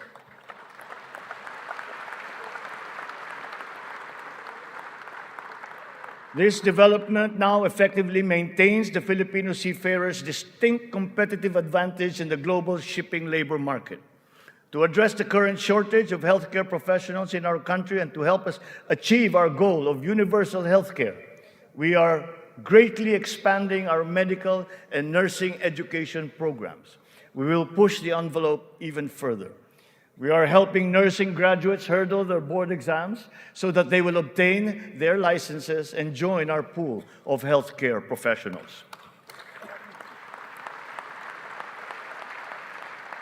Ang kalusugan ang ikalawang armas para sa lakas ng pangangatawan ng bawat Pilipino. Isinusulong natin muli ang kalusugan ng Pilipino.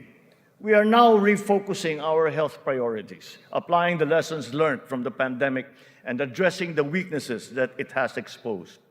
Healthier communities and lifestyles are our advocacy. We have launched convergent programs to address hunger and nutrition-related issues amongst our people, especially the children, like stunting and wasting. Last week, we introduced the pilot food stamp program, which seeks to supply the nutrition needs of the million most food-poor Filipinos. The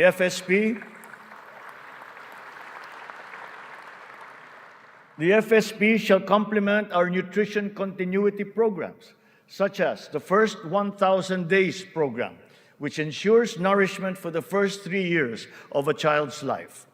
The supplemental feeding program is for our children attending daycare centers. The K-6 program will feed kindergarten to grade 6 public school students who are suffering from wasting and severe malnutrition. We are catching up on the routine vaccinations of our children. As of this year, more than 80% of our eligible children have been vaccinated against measles, rubella, and polio. Nananawagan ako sa lahat ng mga magulang na kumplituhin ang mga bakuna ng kanilang mga anak at magtungo sa pinakamalapit na health center para sa mga libreng bakuna. The whole of society must exert efforts to suppress the alarming rise of tuberculosis and HIV/AIDS. To stem the tide, the strategic plan is to ensure early diagnosis and treatment and ample testing sites and medications. Our healthcare system is undergoing structural changes. Public health facilities are being increased, both in number and in capability. Last year, more than 3,400 projects were completed. To improve capacity for specialized medical treatment, specialty centers in various fields are being established and integrated into our government hospitals. And the last year, additional 60 specialty centers have been opened to the public. Just last week, we inspected the site of what will soon be a 5-hectare multi-specialty center in Pampanga, which will specialize in pediatrics, cardiology, kidney, and cancer treatment.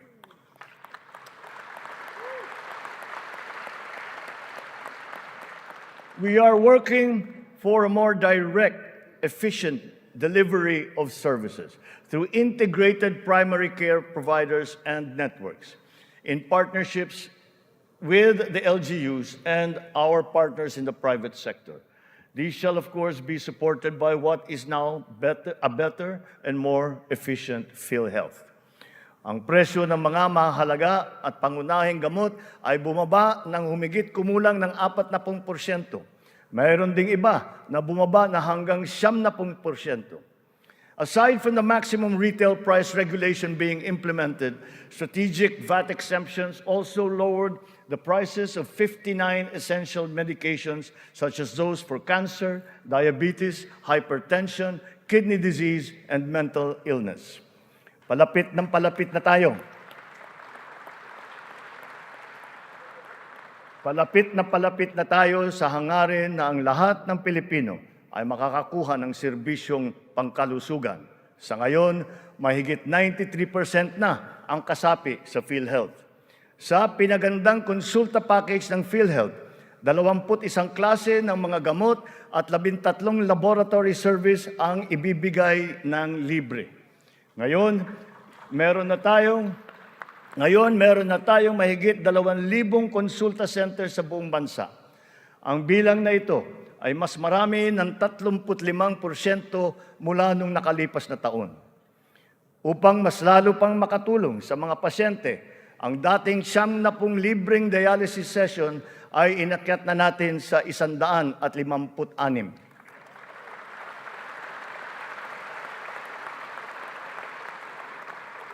Mga kababayan, libre na po ngayon ang dialysis para sa karamihan ng Pilipino.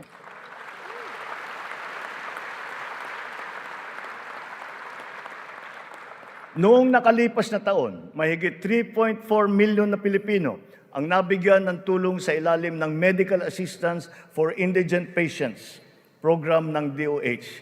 Tinutugunan natin ngayon ang ating kakulangan sa mga doktor at mga nurse sa pamamagitan ng mga reforma sa edukasyon, patuloy na pagsasanay at paniniguro sa kanilang kapakanan. Naglagay po tayo ng doktor sa halos 200 munisipyo sa bansa. Lalagyan natin din ng doktor ang natitirang 19 na bayan na wala pang doktor. Upang masuklian naman natin ang naging sakripisyo ng ating mga health workers sa pribado at pampubliko ng mga ospital nung nakaraang pandemya, ipapamahagi na sa kanila ang kanilang COVID Health Emergency Allowance at iba pang mga nabinbing benepisyo.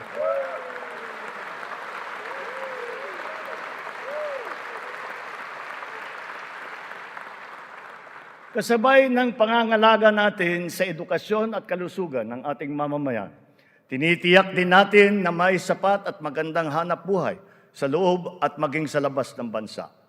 As of May this year, our employment rate rose to 95.7%, clear proof of the improvement from the severe unemployment that we experienced during the height of the pandemic. Employment then was at a low of 82.4%. But even with our current high level of employment, we must do more. We will generate additional jobs for the remaining 4.3% of our workforce, as well as for the 11.7% underemployed Filipinos seeking better employment opportunities. Under the banner of our fast-growing economy, we are aggressive in our investment and business promotions and facilitations. For that, we have not limited ourselves to the local economy, but we have looked to the global economy for partnerships and agreements. Our independent foreign policy, a friend to all and enemy of none, has proven effective. We have formed strategic alliances with our traditional and newfound partners in the international community. We have embarked on foreign trips to promote the interest of the country for peace building and for mutually beneficial purposes. These economic missions have yielded an estimated total investment value of 3.9 trillion pesos or 71 billion US dollars, with a potential to generate 175,000 jobs. The implementation of recent economic reforms is underway. BOI-approved investment projects have reached 1.2 trillion pesos during our first year, while other strategic investments approved for processing through the newly established green lanes amount now to 230 billion pesos. Our existing bilateral and multilateral trade agreements, notably within the ASEAN framework, and with Japan and with Europe, and allow us to leverage our competitive advantages and reap economic benefits. We will continue to forge more of these international partnerships that will lead to a more balanced trade strategy and a healthier economic position. The Regional Comprehensive Economic Partnership, or RCEP, is now in force. It is a multilateral trade arrangement with the ASEAN and other countries such as Australia, China, Japan, Korea, and New Zealand. We can now have competitive access to a regional market that comprises 2 billion people. As we address our weaknesses and develop competitiveness in other potential areas, we must also play to our strengths. Our competitive advantage must be leveraged. As a service export powerhouse, we must continue to nurture the growth of the services sector, particularly the information technology business process management sector, and of course, the tourism industry. Our tourism has always been a reliable pillar of our economic growth through the years, providing livelihood to more than 5 million of our citizens. Because of the reopening of the economy and the phenomenon of revenge travel, this sector is headed for a great rebound. From January to June this year, we have received 3 million international visitors. This number is already 62% of our 4.8 million target for the entire year. Mga kababayan, ang lahat ng mga ginagawa nating ito ay magbibigay bunga sa libu-libong hanap buhay para sa ating mga kababayan.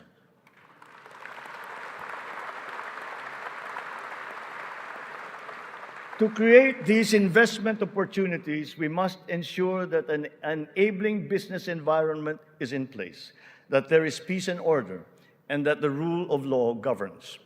We will solidify our country's reputation as an attractive and reliable investment destination. Building on institutional reforms of recent years, we have created green lanes for strategic investments and expedited the business processes in various sectors and investment modalities. A progressive and rationalized system of taxation is a component of the ease of doing business. The CREATE law has made our corporate tax and incentive schemes equitable and business-friendly. There are more structural tax reforms that must be introduced to allow us to reach our socio-economic targets. Digitalization is the call of today, not the call of the future, not the call of the future, but of the present. It is here, it is needed, and it is needed today. Government must fully embrace digitalization to provide better service to the people through its vital frontline services and its back-end functions. Digitalization will support the government's data-driven and science-based planning and decision-making. It is the greatest, most powerful tool, not just to improve the ease of doing business, but also against many forms of graft and corruption. Data shows that digitalization, in conjunction with government streamlining efforts, has significantly boosted efficiency. Notable examples are in the areas of government payments, company and business registrations, issuance of permits and licenses, loan applications, and revenue collection. All our digitalization efforts will be linked to our payment systems, whose digital transformation has been accelerating at a remarkable rate. Digital payments accounted for 42% of the total retail payments made in 2022, whether by businesses or individuals or by the government. Its high trajectory is now well positioned to achieve Bangko Central's target of 50% of total retail payments by this year. The eGov PH app has also been launched.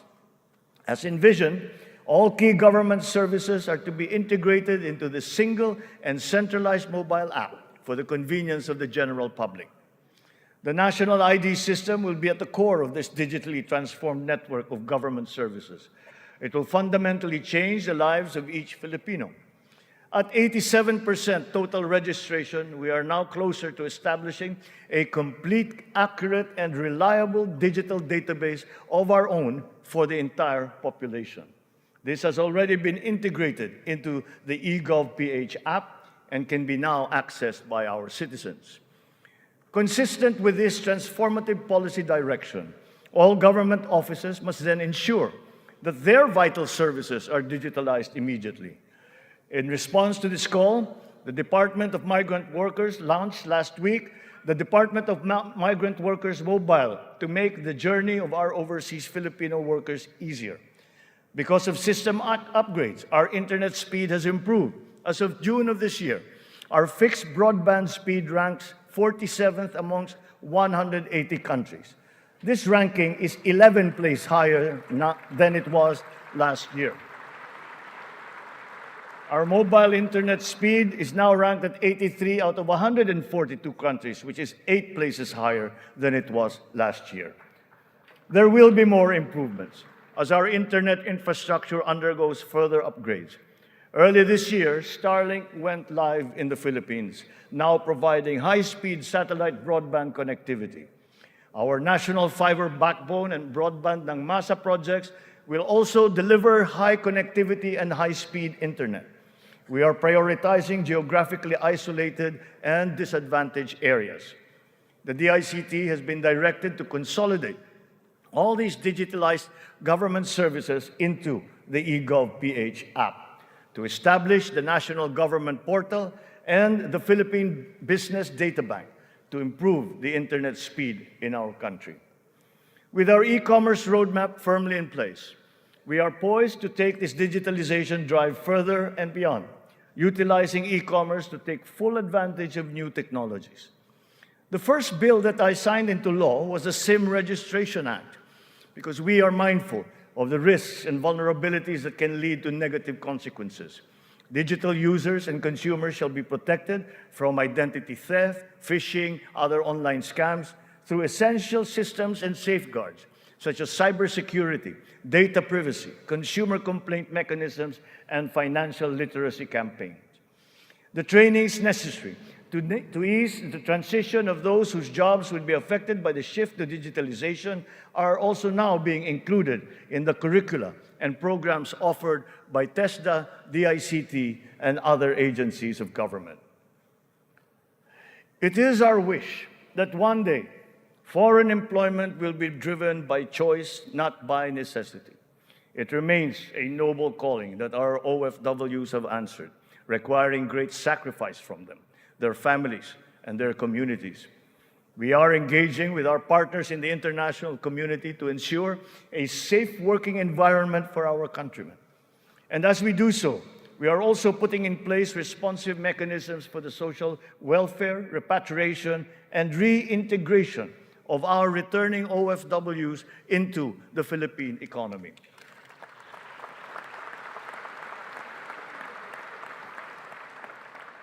As the world economy reopens, we are witnessing a rise in overseas Filipino deployment. In 2022, the number has increased by 62%. OFWs continue to send in historically high remittances, solidifying their role in our transformative economic growth. In 2022, our OFWs contributed $32.5 billion, or roughly 1.8 trillion pesos, to our economy.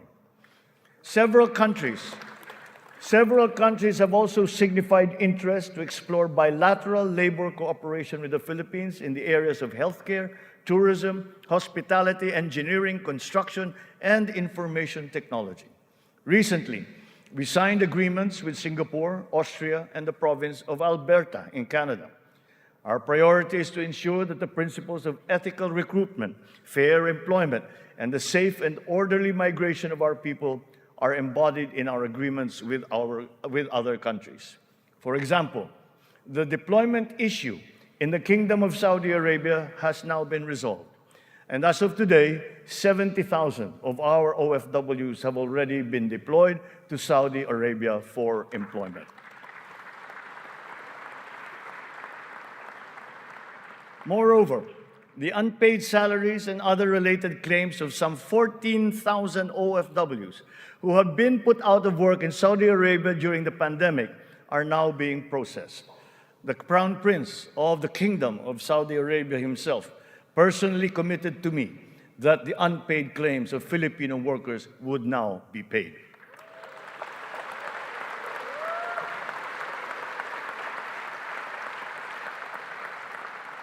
The continued employment of some 50,000 workers and the deployment of many more Filipino seafarers aboard EU vessels has also been assured. The lesson for us is that our education and skills training must always be attuned to the high, exacting, and constantly evolving global standards. Sa pagsusumikap ng mga mamamayan, walang hindi kakayanin. Kahit ang mga matatayog na pangarap ay maaabot, kasama ang inaasam na tahanan. Katuwang natin ang lokal na pamahalaan at pribadong sektor upang matulungan ang Pilipino sa pangangailangan ng pabahay. Patuloy ang serbisyo ng Pag-ibig Fund upang makatulong sa kanyang 15 milyong membro para makabili ng bahay. Sa nakaraang taon, mahigit 100,000 ang kumuha ng housing loan sa Pag-ibig na nagkakahalaga ng 117 billion na piso. Ito ang pinakamataas ng bilang sa buong kasaysayan ng Pag-ibig.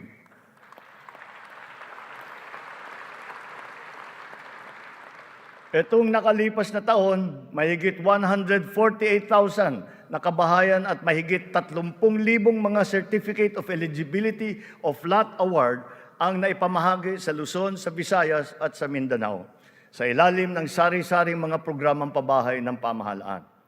Mahigit 35,000 residential free patent at agricultural patent titles naman ang naibigay sa mga benepisyaryo nito sa buong bansa. Hindi pa dito natatapos. Papalawigin pa natin ang ating programa sa abot-kayang pabahay, lalo na para sa mga mahihirap nating kababayan. Itong nakalipas na taon, inilunsad natin ang Pambansang Pabahay para sa Pilipino Housing Program o 4PH.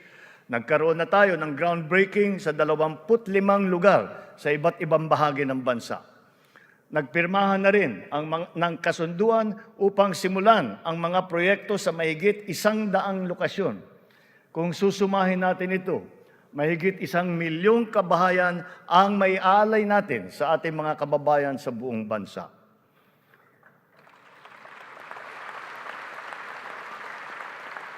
The building blocks of progressive, livable, and sustainable communities will never be complete without appropriate and responsible action to mitigate and to adapt to the effects of climate change.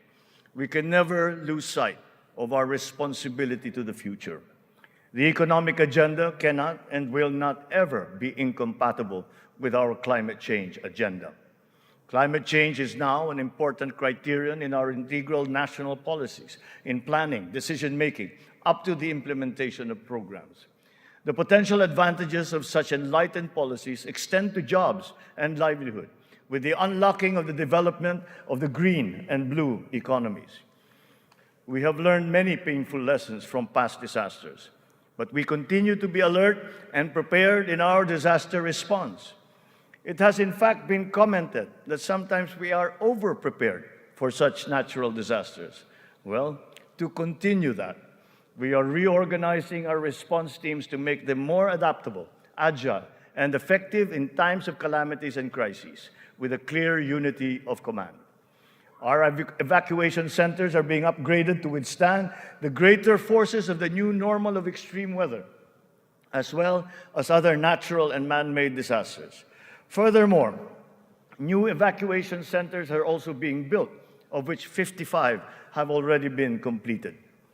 We remain committed to global decarbonization goals and the reduction of our carbon footprint. We preserve and protect the treasure that is our forests. Their value to the environment, to the ecology, and the economy is incalculable. We have adopted the concept of the circular economy, using nature as our model. The aim is to keep raw materials in a closed loop. In our world with scarce resources, the circular economy allows us to fully use these resources, minimize waste, and reduce the need for new resources, just as it is in nature. Just like our climate change action, this new system requires the participation of all sectors of society, up to each individual citizen, for it to succeed. Only a whole of government and whole of society approach will enable us to do all of these. It is necessary to apply all the resources that are at hand if we are to progress as quickly as we need to. Collaboration is the key between and among government offices, and between government and the private sector, between industries and the academe, between government and international partners, and most importantly, collaboration between and among our populace. Kakailanganin natin ang tulong at kakayahan ng buong pamahalaan at ng buong bansa. And so, we shall do the same for the next 5 years. We seek not only to become more effective, but more, to become truly transformative. This approach will be operationalized through the interagency cooperations, as well as through coordinated efforts between and among the 3 branches of government and the independent constitutional bodies. We have organized private sector advisory councils and national local mechanisms to establish the needed linkages. Once again, on this same principle, I urge the government to enact a new government procurement law and a new government auditing code.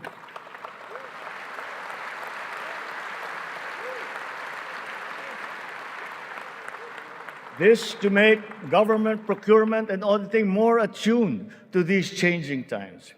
We will give effect to the mandate of the Constitution and the Local Government Code as clarified by the Supreme Court very soon. Almost all the required devolution transition plans of the LGUs are done. To fully prepare them for optimal devolution, the necessary technical and financial assistance is being extended to our local governments. In everything that we do, the enduring Filipino quality of bayanihan will still be our guide. 5 taon mula nung matinding kaguluhan, babangon na ang Marawi City.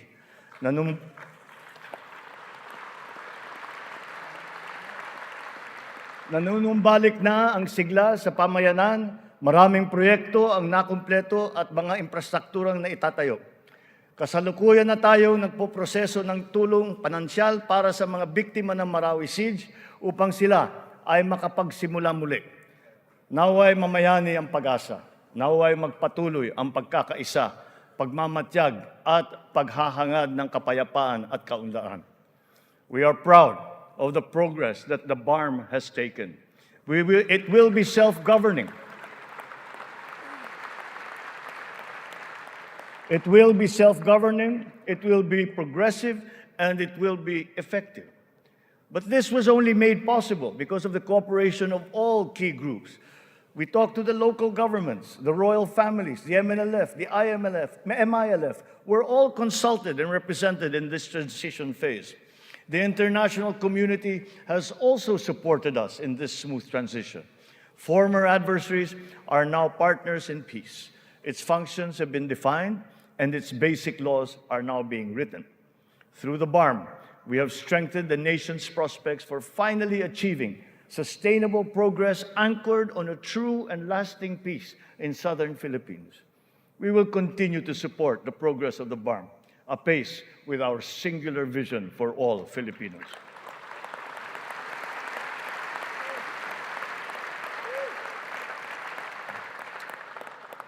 A strong and stable rule of law will strengthen the foundation of our transformation.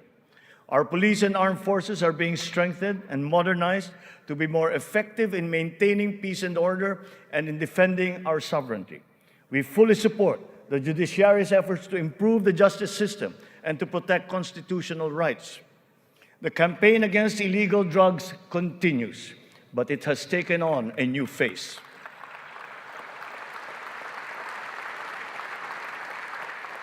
It is now geared towards community-based treatment, rehabilitation, education, and reintegration to curb drug dependence amongst our affected citizenry.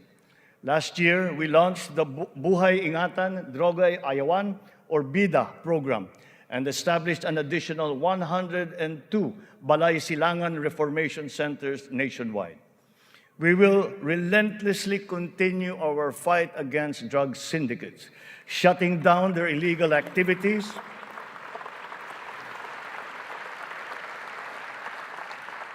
we will shut down their activities and dismantle their network of operations.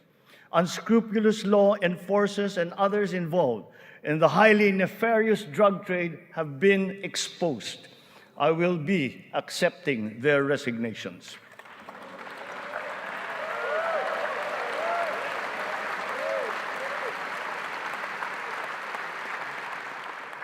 In their stead, we will install individuals with unquestionable integrity who will be effective and trustworthy in handling the task of eliminating this dreaded and corrosive social curse. We cannot tolerate corruption or incompetence in government.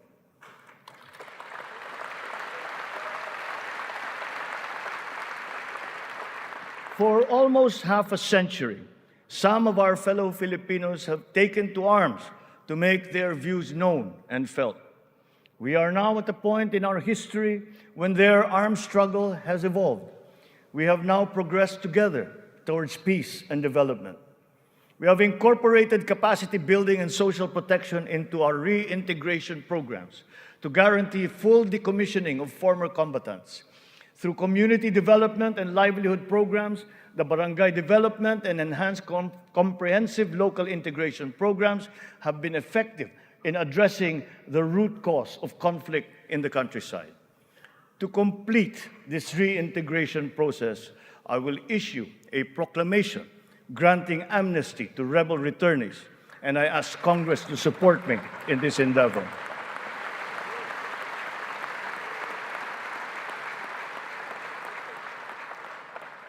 Our journey to progress requires not only unity and social cohesion amongst our people.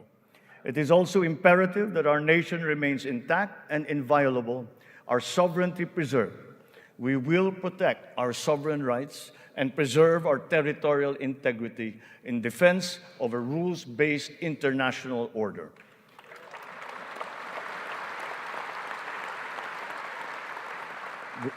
With our national interest paramount, we will always pursue constant dialogue and diplomatic approaches to the resolution of any issue that may arise. So the initial results of our efforts inspire confidence. Let us continue to be relentless in our aspiration of peace and progress. This has not been the work of a single person, neither a single branch of government, nor even the whole government acting alone. This is the collective synergy achieved by all Filipinos working together. It took a whole-of-nation effort to achieve this immediate recovery from our pandemic slump. Unity was what made us rise once more. Nagsisimula pa lamang tayo. Ang pagbangon ng ating bayan ay magpapatuloy pa. Hinihiling ko ang inyong tiwala at pakikiisa. Sa ganitong paraan, makakamtan natin ang ating tanging hangarin, ang maginhawa, matatag at panatag na buhay para sa lahat ng Pilipino.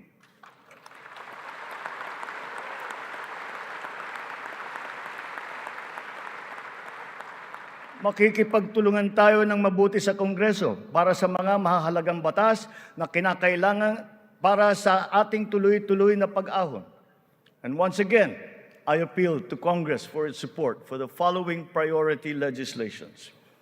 The essential tax measures under our medium-term fiscal framework, such as excise tax on single-use plastics, VAT on digital services, rationalization of mining fiscal regime, motor vehicle users charge, road users tax, the military and uniform personnel pension, amendment of the Fisheries Code, amendment of the Anti-Agricultural Smuggling Act, amendment of the Cooperative Code, new government procurement law, new government auditing code, anti-financial account scamming, Tatak Pinoy law, the blue economy law, ease of paying taxes, LGU income classification, and the Philippine Immigration Act. In the past year, it has been a source of great hope and optimism to me to now know that there is an enormous pool of highly competent and dedicated workers serving in our government. It is up to us to provide good leadership and guidance. They love the Philippines and have responded to our call.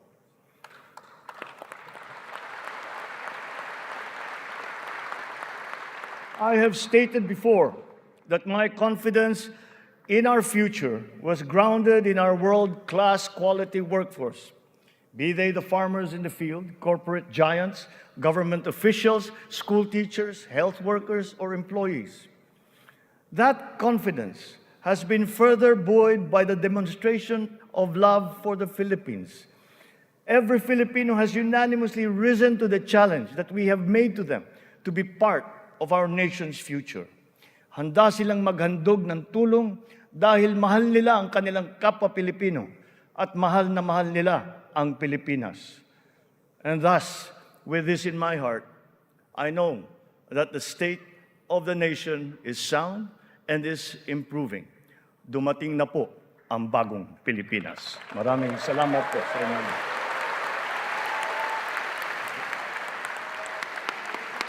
Yes.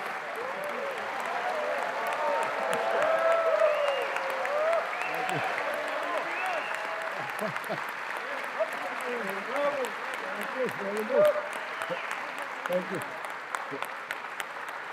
All right.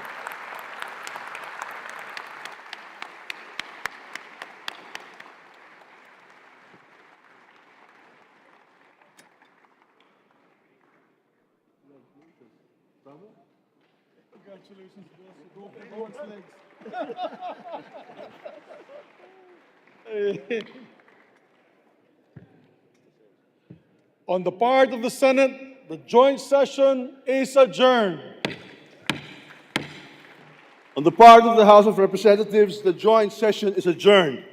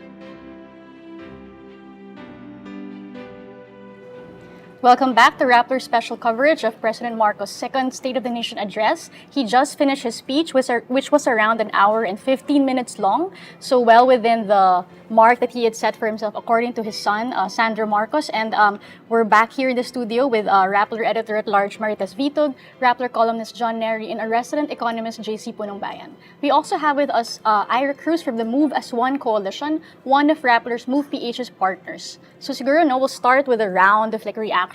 What did you think of the speech? Let's start with you, Ira, someone from the transport sector who's been watching. Sorely lacking and really very disappointing in terms of the president's priorities for transportation. If you will all recall, in his first State of the Nation address, he mentioned that he wanted to prioritize airports and expressways, and we were hoping that he would literally connect all of those in his State of the Nation address today. And by connecting them, issuing a very clear directive for a whole of government approach to connect or to complement railways and expressways with active and public transportation. Of course, we should not forget this SONA is happening in the midst of a public transport strike. So the president clearly forgot clearly missed out or clearly left that out of his State of the Nation address. No? The DOTR is unable to address or deliver on its mandate, so we were kind of hoping that the president could have issued a clear directive for a whole of government approach, as he would always like to say. No, again, there's no mention of active transportation. There's no mention of road-based public transportation. The Public Utility Vehicle Modernization Program was nowhere in the State of the Nation address, and we were just hoping that the president would have put more focus on transportation. He started out with economic recovery, and transportation is part of that. You cannot remove transportation and mobility in plans for any economic recovery. Thank you so much, Ira. And we want to also hear from our other panelists. Ano yung initial reaction nyo? What did you hear what you wanted to hear? Did you not hear something that you wish you heard?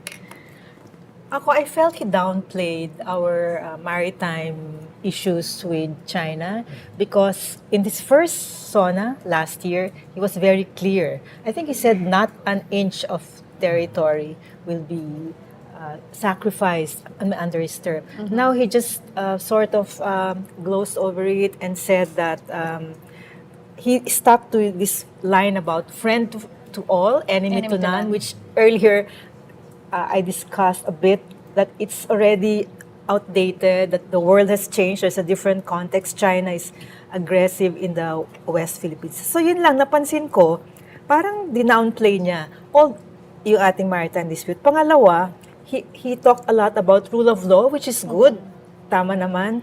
But yung rule of law, it encompasses so many things. So as John, you know this, the World Justice Project, Rule of Law Index, mababa pa rin tayo sa ranking because of so many factors. So, siguro, hindi lang yung rule of law na we honor contracts with investors, but the factors about corruption, although he mentioned that courts, which also finally he mentioned, unlike in his first SONA. So, well, there's some hope na he's looking at the justice sector now rather than skipping it like last year. Yeah, maybe he wasn't in it to inspire the nation, I think. That's not the impression that I got. It was more like a progress report of different sectors. So there was mention of a lot of big ticket items. Yes. Not just transportation, but bridges, and he was talking about all these things. It's also a way to consolidate your political relationships, right? Building a bridge here and there and so on. So I was struck by that. He only tried in the very last paragraph, in the very last minute or so, to try to reach for a certain level of inspiration. So in that sense, I found it underwhelming. Go, JC. I think na-meet naman yung expectations ko kanina. So for Nag-check example, yung mga when it comes to, just a bingo card, I tick most of them. So for example, when it comes to window dressing, there was a lot of mention about statistics.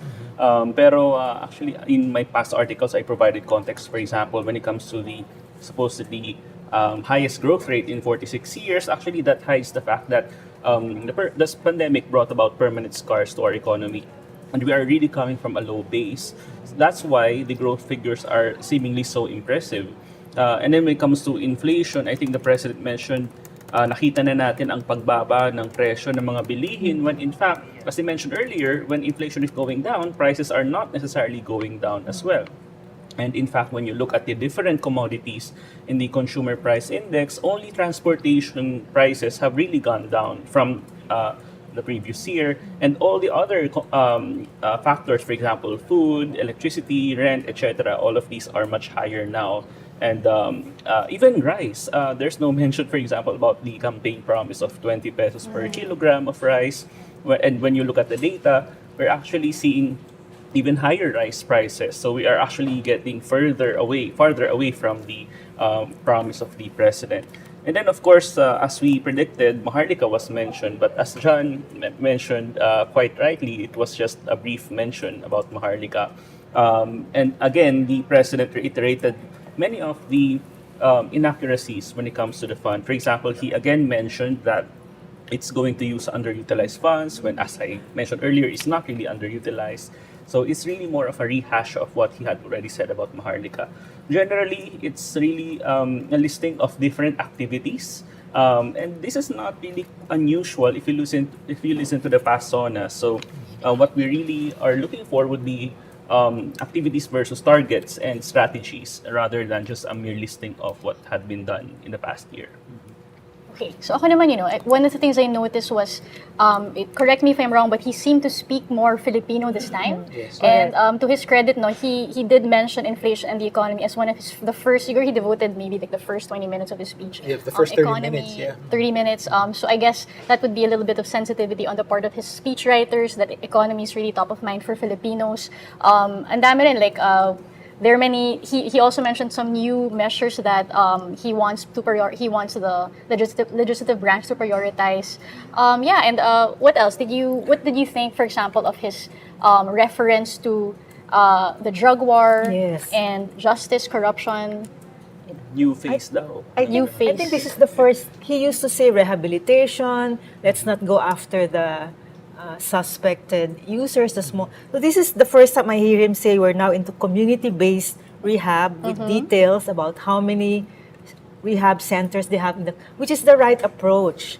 The thing is, why are there still killings? Yes. Ito in the other half the question na hindi na-address, quiet siya doon, but this is the right approach. Studies have shown, even during Duterte's time, it's really community-based rehab that works. So I'm really glad that ni-stress niya yon, except that hindi niya nabanggit yung persistent issue ng impunity, yung killings pa rin. Right. I actually wanted to ask follow-up. Go ahead, yeah, please do. With Ira. You said you were disappointed. What exactly were you hoping to hear as far as transportation is concerned?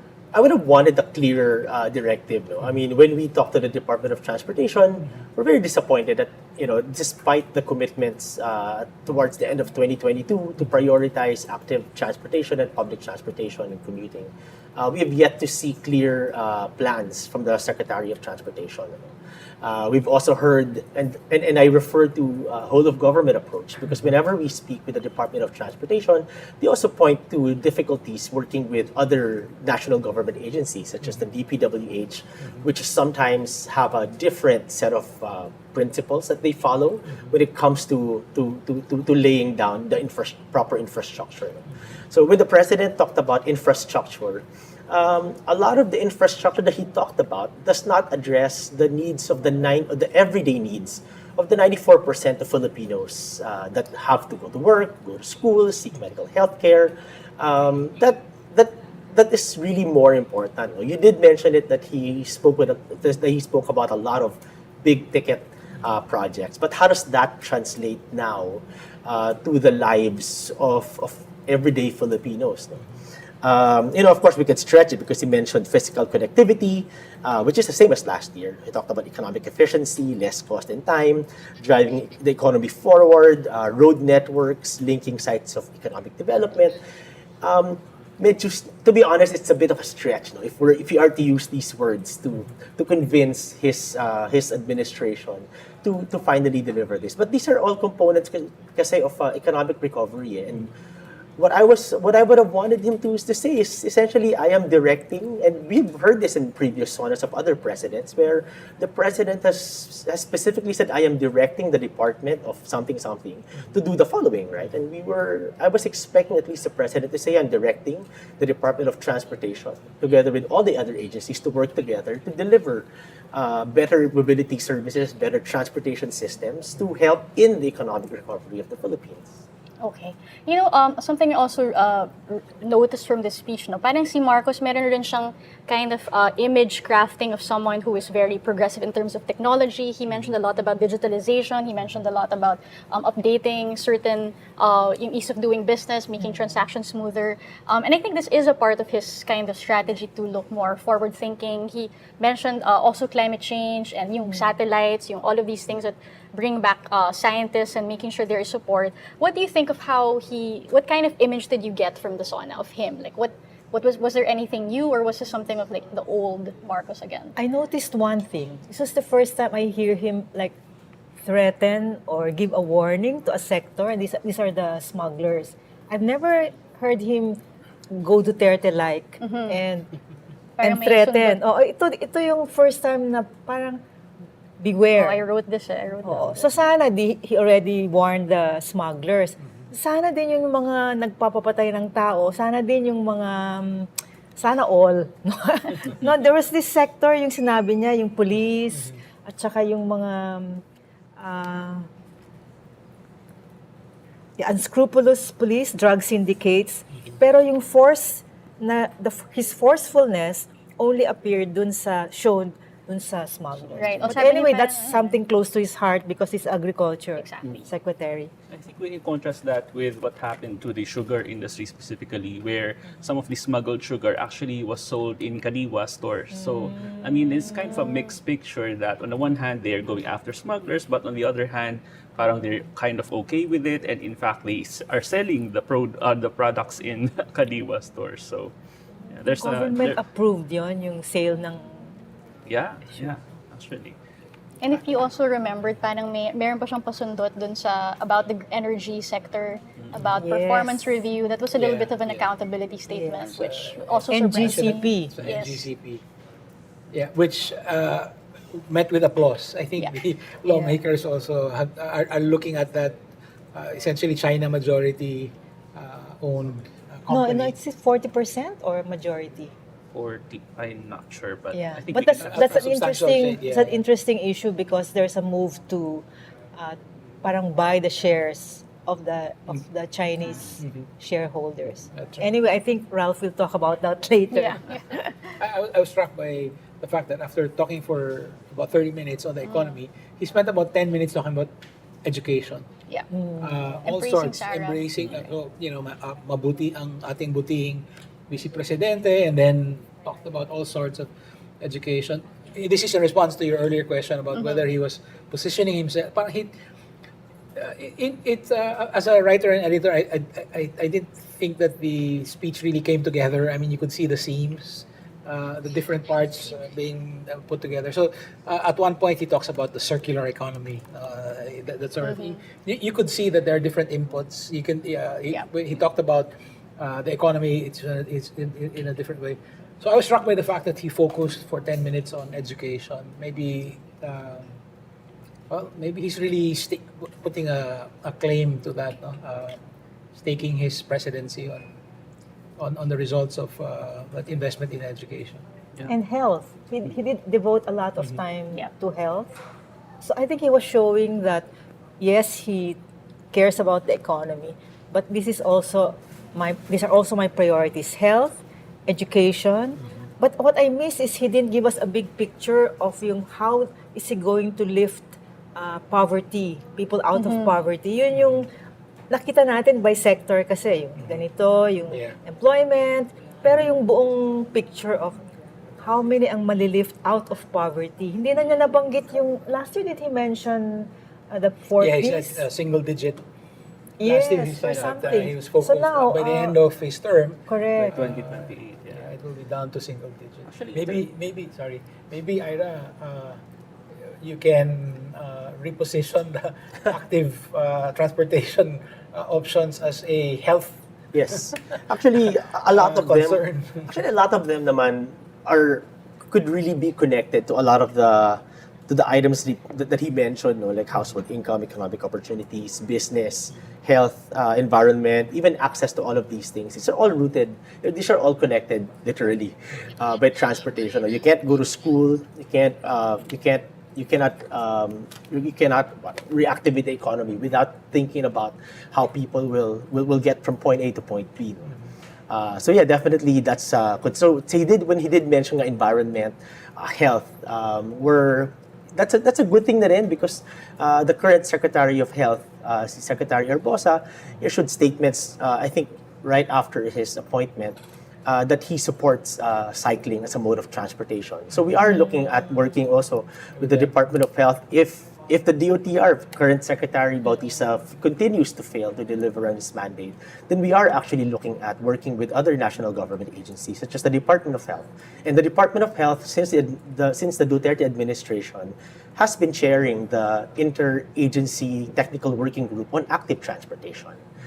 To this date, they're actually chairing that. And so perhaps the new champion of transportation is health. Thank you, Ira, so much for joining us and giving insights from the transport sector, from the mobility sector, yung sustainable mobility advocates in the Move as One coalition. Now we have with us Bons Magsambol, Rappler reporter who has been covering the Senate, and he's now dialing in from Batasang, Pambansa.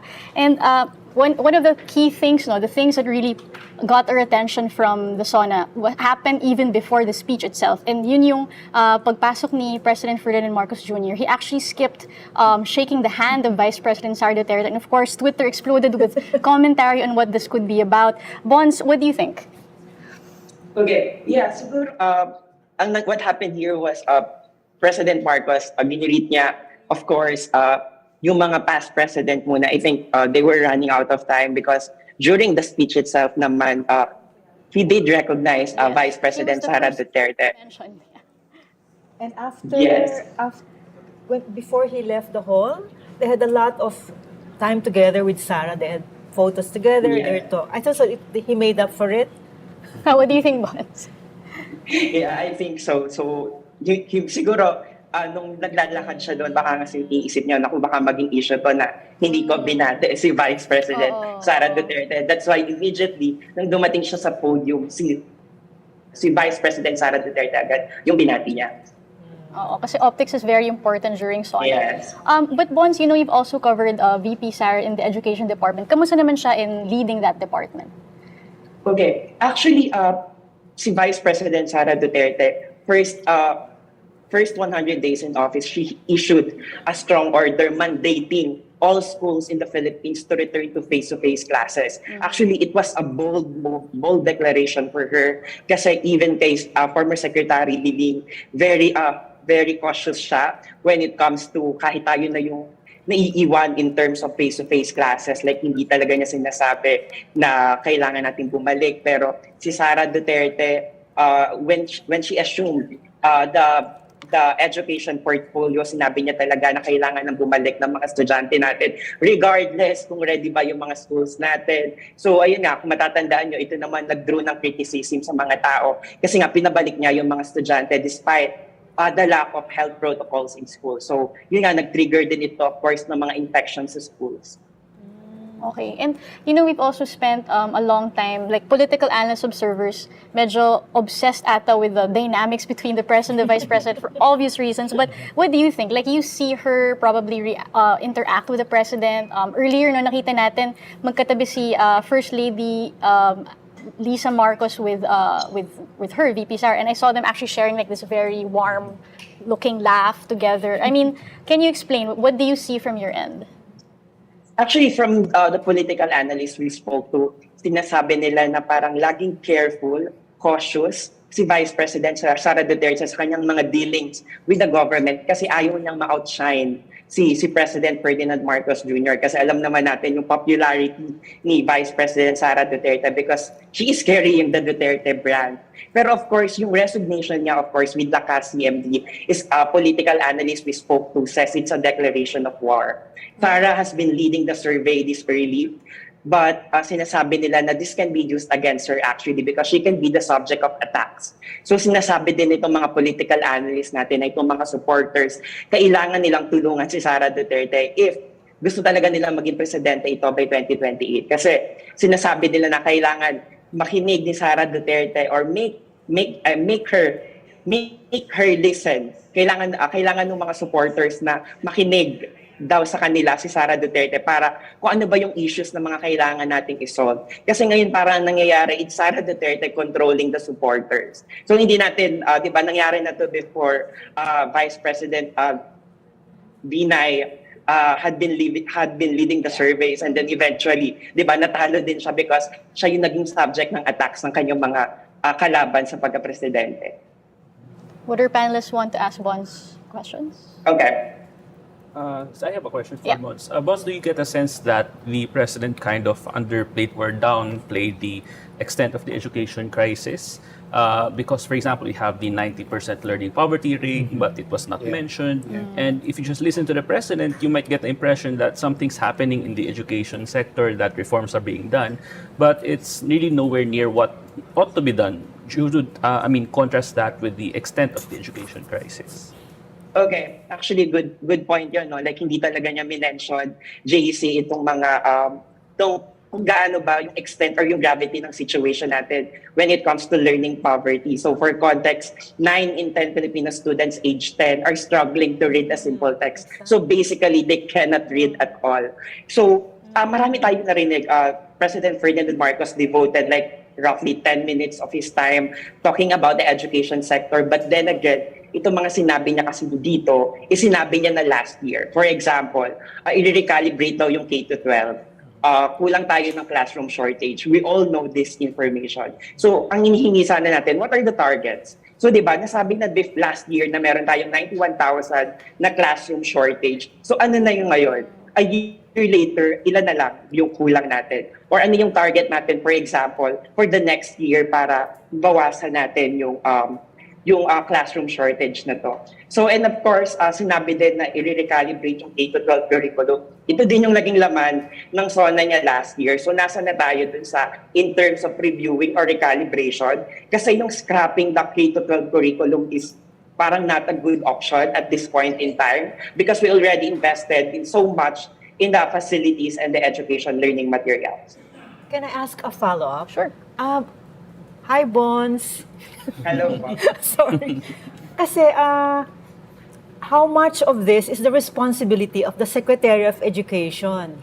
Kasi, of course, President si Marcos, pero di ba malaki din yung role nitong Secretary?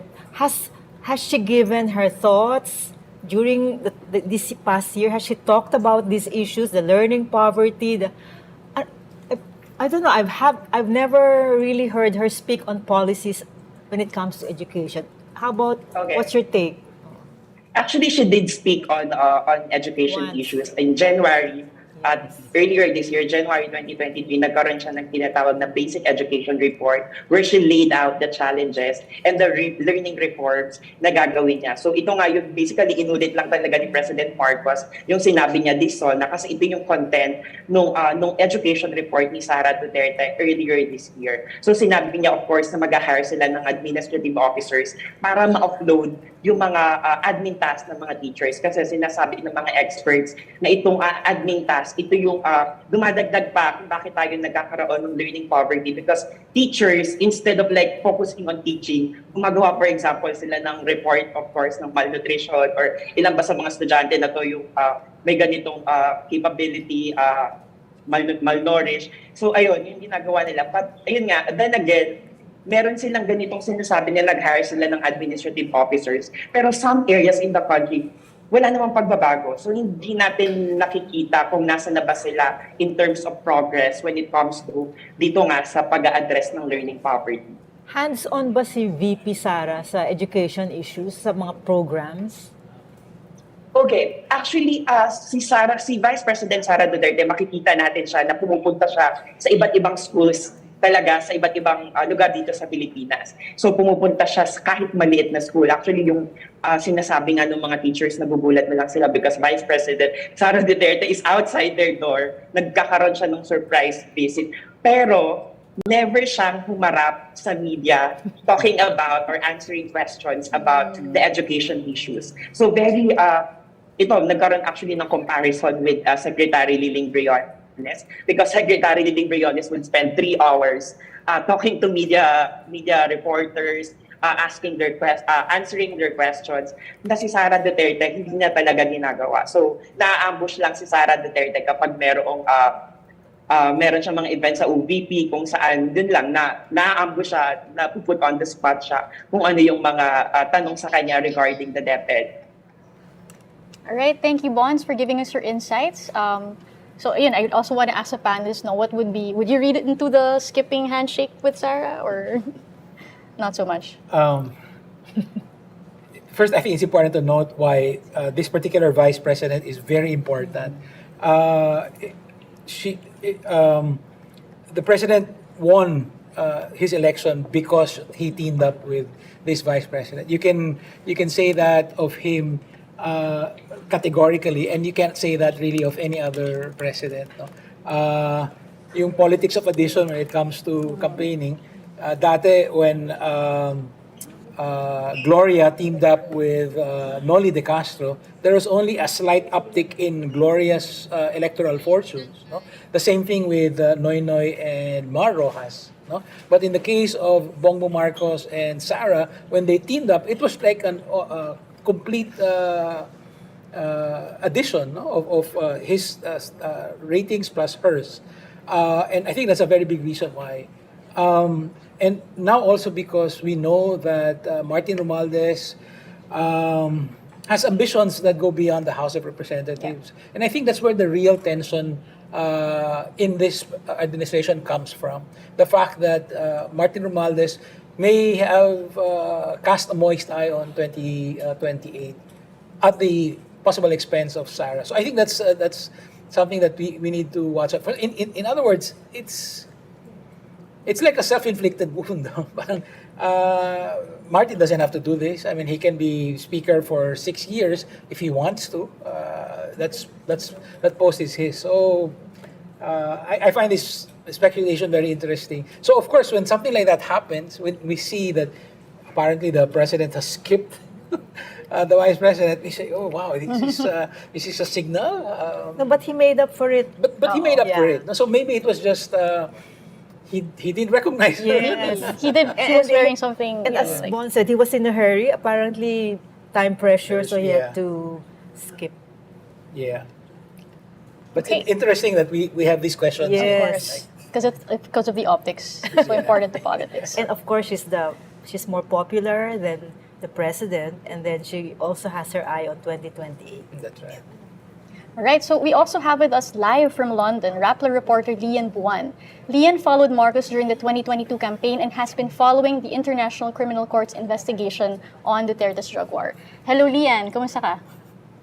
Hi, Pia. Okay naman. I listened to the State of the Nation of the President. Okay, so Lian, we know that the ICC recently rejected the appeal of the Philippine government to stop the drug war probe. What does this mean for Marcos?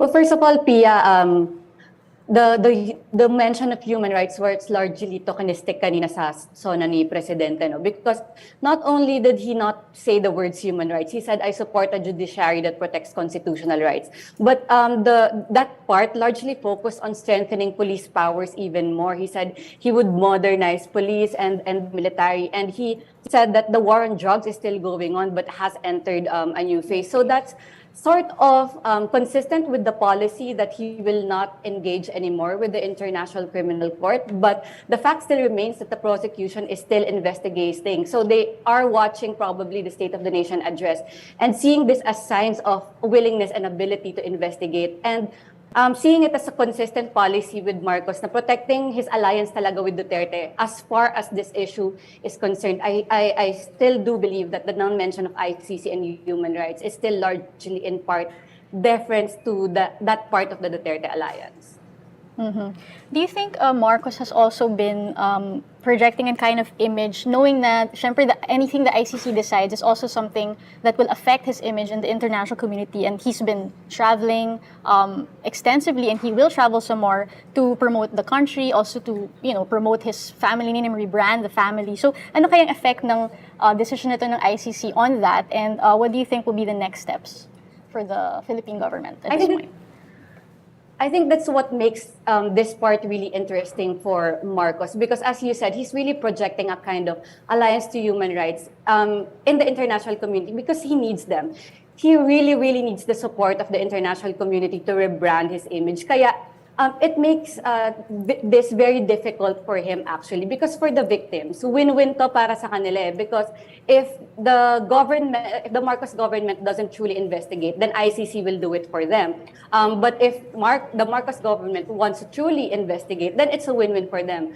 Kay Marcos to mahirap kasi paano niya protektahan yung alliance niya kay Duterte pero papabanguhin pa rin niya yung pangalan niya or yung imahe niya sa international community. So that really makes this interesting, and I think that's what also was the picture when Solicitor General Menor de Guevara was still heavily engaging until nga they lost the appeal, after which he said, hindi na ako makikipag-engage sa ICC. So that's really worth watching out for.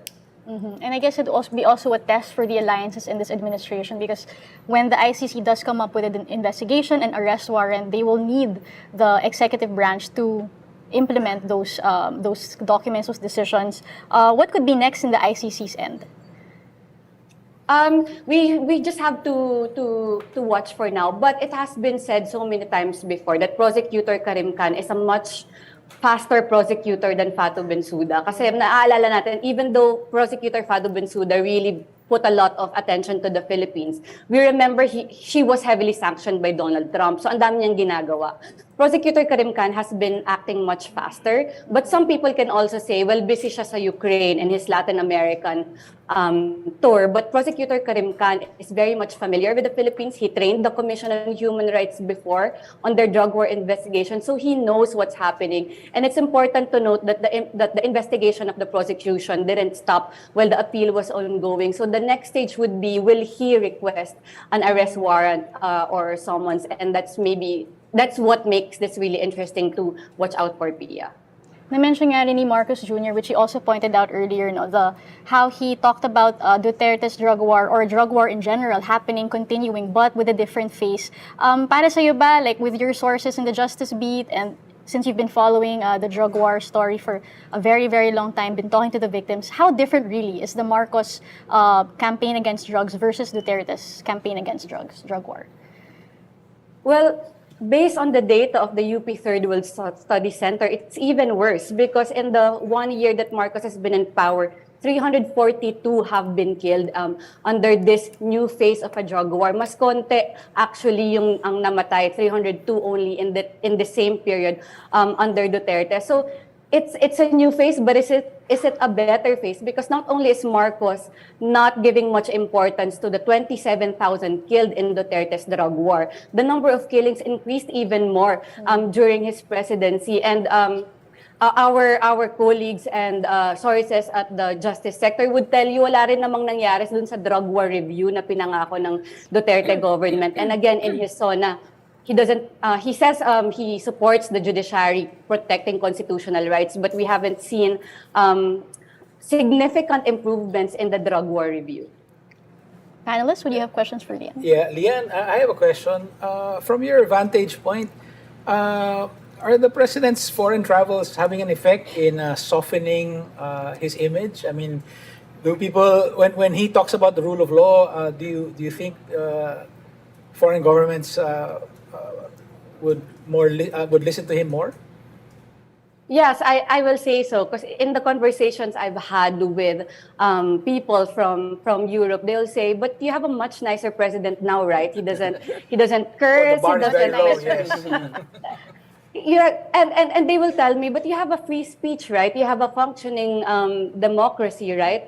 And that's very difficult to answer actually from my point of view, because I cannot say, oh, wala kaming free speech, wala kaming demokrasya, because ang totoo, meron naman talagang demokrasya at merong free speech. But I will always say, how much time do you have for me to explain to you the nuances of that functioning democracy? But yes, I will say that he is convincing some people that it's a much democratic presidency than his predecessor. I remember the discussion with Bea earlier about is there an ROI, return on investment on all these travels? And I think there already is. And it's for him that it's working. The image of the Marcoses has been softened. And as you said, and this is, I mean, everybody knows, we came naman from the gutter. Yes. So our expectations are so low that now we have a president, who doesn't order EJKs, doesn't make it a policy, doesn't threaten the media directly. So it's hard to explain, di ba, Lian? So, but yeah, we have the appearances of a democracy, but the impunity still goes on. And can I just add na isa sigurong signal kung talagang naniwala ang international community is the upcoming renewal of the GSP Plus from the European Union, because the human rights community both here and abroad are really campaigning na kung talagang strong yung GSP Plus ng EU, dapat hindi na nila i-renew under Marcos. But we know that Marcos is also appealing to the US GSP. So dun siya sa isa niya pang kaibigan na if the EU doesn't renew because of human rights problems, then he has the US GSP to fall back on. That's right. All right. So thank you so much, Lian, for your insights all the way from London. Maraming salamat. Here with us now is Ralph Rivas, our business reporter. And of course, we heard a lot about the economy earlier. And Ralph, your take first. What did you find interesting in the speech? No, actually, bulk of the speech talagang economy. Kung he opened with inflation, di ba? Yes. Yun naman yung number one issue na talagang pinag-uusapan, especially if makikita mo sa mga surveys, right? But again, patalon-talon eh. So at one point, inflation, tapos biglang ibang topic, tapos biglang economy ulit. So bulk of it talaga. So I don't know if JC is parang parang sanay na tayo sa ganitong linyahin. It seems like the economic managers really contributed a lot in this speech. And it seems na yung impression ko, it's really hindi masa yung audience niya. Kasi malayo sa bituka ang mga numbers, mga percentage na yan. Tayo lang nag-geek out over it eh. Pero I wanna discuss rin, yung isa sa mga nag-stick out is yung sa pag-call out niya sa NGCP. Yes, yeah. That's diba, na pag-usapan niya na ata kanina, no? But I just wanna emphasize na malaking bagay yung performance review. Malacanang has already mentioned this point way back in, I think, May, earlier this May. And it is open to even government taking back control of the entity. So, malaking bagay yun. Kasi si President Marcos na mismo yung nagsabi na, merong 68 grid connections that are still delayed. Although bumawi naman siya na may konting sabi na unify na natin yung grid, Luzon, Visayas, Mindanao grids, one grid, one market, things like that. Pero malaking bagay yung pag-emphasize na may performance review. Will the government take it back? Does government have the capacity to take it back in the first place? Diba? So, something to talagang ito yung space na dapat tutukan. Can you explain more yung statement niya about the performance review? Like, whose heads will roll here? Well, siguro definitely the private officials. Nandyan si Mr. Henry C. Jr., some officials that are Chinese, si Mr. Robert Collito Jr. na Filipinos. So, I mean, these are, ito nga yung problema natin eh. Kapag hindi kaya ng gobyerno, binibigay natin sa private sector and then just pray that they will do their best given the, I think the overall image of the private sector being able to do things like, let's say, what happened to Manila Water and Maynilad, even though maraming criticisms over it, the government giving it to the private sector, very essential resource. Pero makikita mo non-renewable water, ibig sabihin lang nun, yung mga natatagas somewhere along the pipes, bumaba yun into single digits because the private sector took in. So, and I suppose ganun din yung nangyari sa energy. Oh, well, rather, yun talaga din yung nangyari sa energy sector. But again, lumalabas sa ano, 'di ba, sir? For instance, sa Senate hearings na napakalaking dividendo na natanggap ng mga shareholders sa NGCP despite all these delayed projects. Right. So that's a really To clarify lang, 40% ang ownership ng Chinese company. Yes. And 60% is this group of Filipino Yes. businessmen. Yes. So whose fault is it? Una, they're blaming the Chinese that were running NGCP. So kaninong fault or oversight or lapses itong delays? Whom are they blaming? Whom is NGCP blaming? The usual, the pandemic, the COVID-19 pandemic, and right-of-way delays. I mean, there's some truth to it. Okay. Na right-of-way talaga, syempre, malaking bagay yun. May mga papaalisin or whatever, buildings that are already constructed, or things like that. Pero, I mean, COVID-19 pandemic talaga ba? I mean, So di ba the Marcos government wants to take over from the Chinese to buy them out? Yun yung pinag-iisipan, and that's the subject of the upcoming probes. I suppose si Senator Tulfo is on it. Do you think that how will it change itong signaling to the private sector on the president's part? Kasi I remember you mentioned in the news break chats na Marcos Jr. is different from Duterte in the sense na hindi siya nagsathreaten ng mga businessmen, na parang medyo steady tayo. Do you think that statement changes things a bit? In this particular case, it does. Kasi, well, again, going back to the issue on water during the Duterte administration, talagang nabago yung kontrata. Pero at the same time, I mean, two things on one end, you'll see na Duterte succeeded in editing one-sided contract, but at the same time, is it good for business na biglang kalagitnaan, biglang magbabago yung kontrata? So, depende sa perspective. So, in this particular instance, China, I mean, we also have to understand the context na nung na-privatize ito, along with China, wala pa yung usapin ng South China Sea, West Philippine Sea, things like that. So with this new landscape, I think I mean, iniisip ko pa kung how it will impact the perception of the business community kasi may China factor din eh. I wanted to ask both Ralph and JC about the president's view on privatization. 1 year in office, is he going back on privatization? Is he a firm believer in this? But in this particular case, in GCP, he might make an exception. What's your reading? No, PPP, yun yung tinutulak niya ngayon, especially given the tight fiscal space that he has. That's right. Yung mga utang ni Duterte, I mean, ito yung binana ni President Marcos. He's more open now, like NAIA for instance, magsisimula na yung bidding. So yeah, again, another space to look at. Kasi again, still on energy, President Marcos has opened up renewable energies 100% foreign ownership. But the question there is there appetite? I mean, it's not enough na i-open mo 100% kasi nandyan yung red tape, high cost of just to erect a single infrastructure, ilang government agencies ba yung lalapitan mo? So these are very critical questions na kailangan din nating tutukan if there really is appetite and if the Marcos administration can deal and can really cut the red tape. I think you can contrast this with the Mahar Lake Investment Fund because it's a classic tug of war between the government on the one hand trying to do business by itself and then on the other hand letting the private sector do its stuff.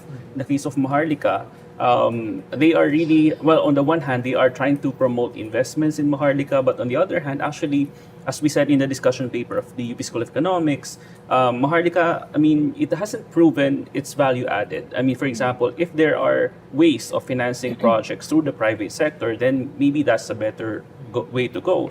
But in this case, they're trying to replace that with this fund that is essentially going to be run by government.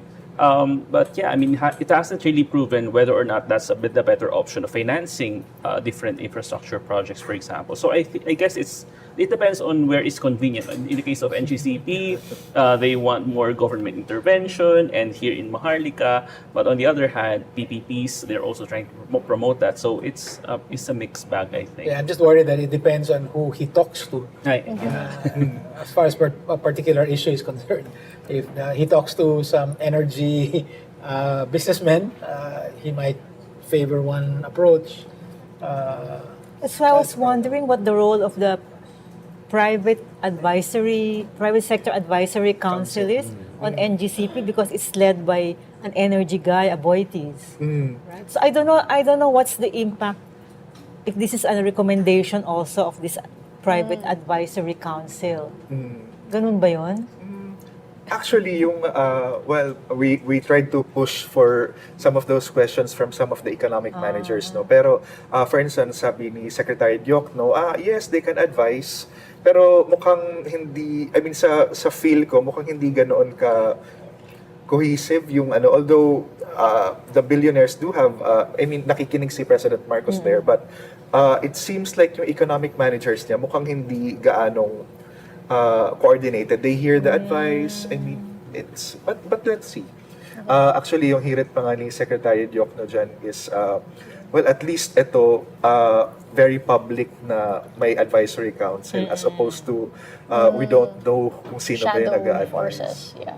Okay. Doon naman tayo sa agrikultura, kasi alam natin na President Marcos is concurrently the Agriculture Secretary. Did you hear anything in the speech that would assuage your worries maybe about how much of a control or a handle he has on the Agriculture Department? I think you mentioned that agriculture grew by 2.2% in the first quarter of this year. But he neglects to mention that actually when you look at the contribution of agriculture vis-a-vis services and industry, agriculture for the longest time has actually been barely contributing any growth at all. And I think that's the long-standing problem here. On top of the stopgap measures, for example, greater importation, I think there are long-running structural problems that he needs to address that I mean, we haven't heard many of those long-term strategic plans for agriculture.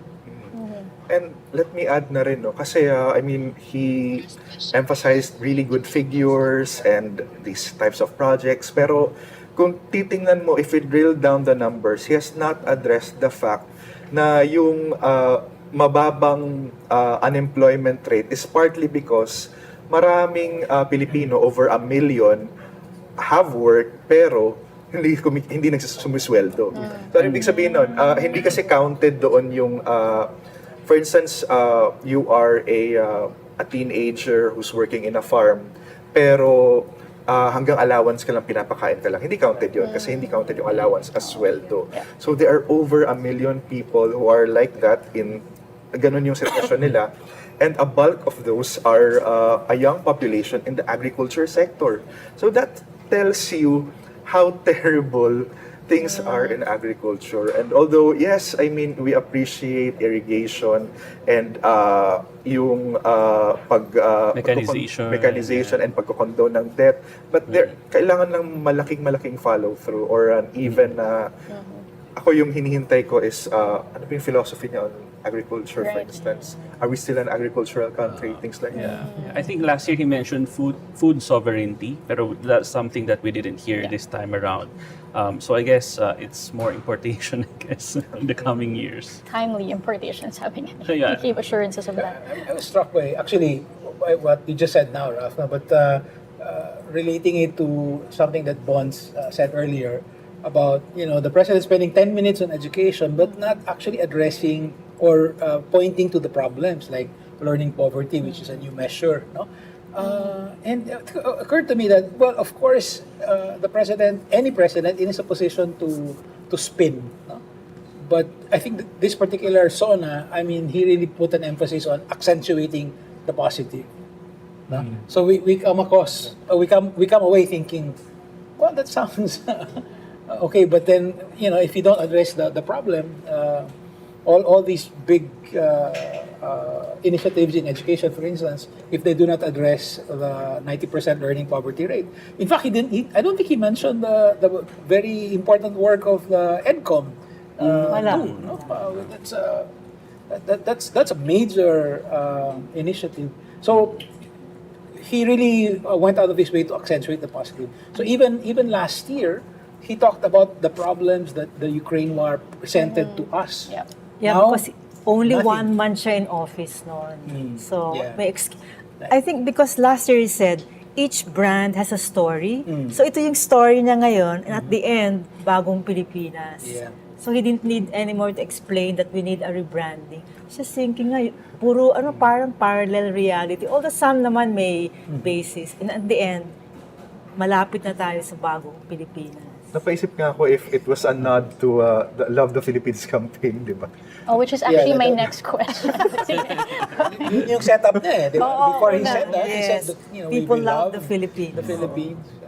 So parang, I mean, is that a nod? I mean, it seems like it was a nod that we're keeping the Yes. slogan and he's all for it, di ba? But yun na nga, one of the things he mentioned in terms of economy, he wants to make tourism, or he expects tourism to be another engine of growth kasi nga, parang revenge travel, nagpan pa to the face of Tourism Secretary Cristina Frasco, but he didn't address all of the controversies that have been plaguing her department. Anong thoughts mo doon? Like, do you think what are your thoughts of the campaign, yung Love the Philippines, and how it's affected Marcos himself, and maybe how he's reacted to it, if he had any reaction? I mean, marami on the I have stories on it no na basically the people in PR and advertising are saying na salvageable naman yung slogan. It just has to be done right. But on the political side, parang syempre may accountability factor din eh. So if you were president, so what does that reflect kung parang you let that agency or officials off the hook of a major boo-boo na talagang, di ba, talaga it blew up. Everybody covered it. But again, ano na nga ba? This rebranding thing is something, I think this has really what has shaped his first year one into the administration. And I think for me, it's dangerous because it's shaping perceptions to whitewash the memories. Kasi memorializing his father through all this, reviving the names of his programs, and then yun nga, rebranding Bagong Pilipinas, like Bagong Lipunan. So nakakatakot yun kasi yun nga, yung mga bata siguro kung walang memories yung ating martial law years, the dictators years, masishape sila nitong bagong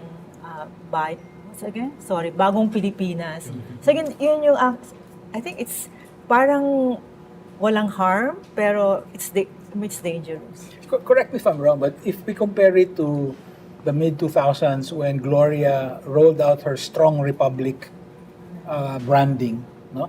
She worked it into the speech, into her speeches. It wasn't just a tagline at the end, no? I think it was more like they really thought about kailangan matatag na republika, and then so she would have projects like this, and that's part of being a strong republic, and so on. So parang hindi ko alam if he was half-hearted doing this, or no, I think maybe we'll see more. We'll see more. Kasi they just thought of it before the SONA, apparently with that order. I think we'll see more of that. Bagong Pilipinas. Okay, maraming salamat, Ralph, for your insights, sharing with us all about economy and all of these interesting insights or things we heard from the SONA. Now we're going to take a look at the conversations online, and we have with us Rappler digital forensics researcher Pauline Macaraeg. Pauline, can you tell us what's been happening online? Hi, Pia. Yes. So, Rappler asked online users before SONA kung ano yung mga gusto talaga nilang marinig during President Marcos's speech. And our social media team found that yung mga pinaka-gusto talaga nilang marinig during the SONA was about economic stuff, kagaya nga na diniscuss na ni Ralph earlier, specifically the inflation. But they also were hoping to hear more about the West Philippine Sea and also the misplacement of the government's supposed priorities. when it came to the logos, replacement of logos, yung mga ganong klaseng issues. And during pre-SONA also, meron din tayo nakita mga disinterest sa SONA. Maraming nagsasabi na they won't watch the speech anymore because, it won't show the real state of the nation anyway. So maraming ganon. During the SONA naman, the netizens were talking about the language used by the president. So this was discussed before that, we appreciate how he used more Filipino language in his speech right now compared to the last one. But there were still some netizens who expressed, wishes for Marcos to use Filipino more in his SONA. Parang sinasabi nila para maka-reach ng more audiences.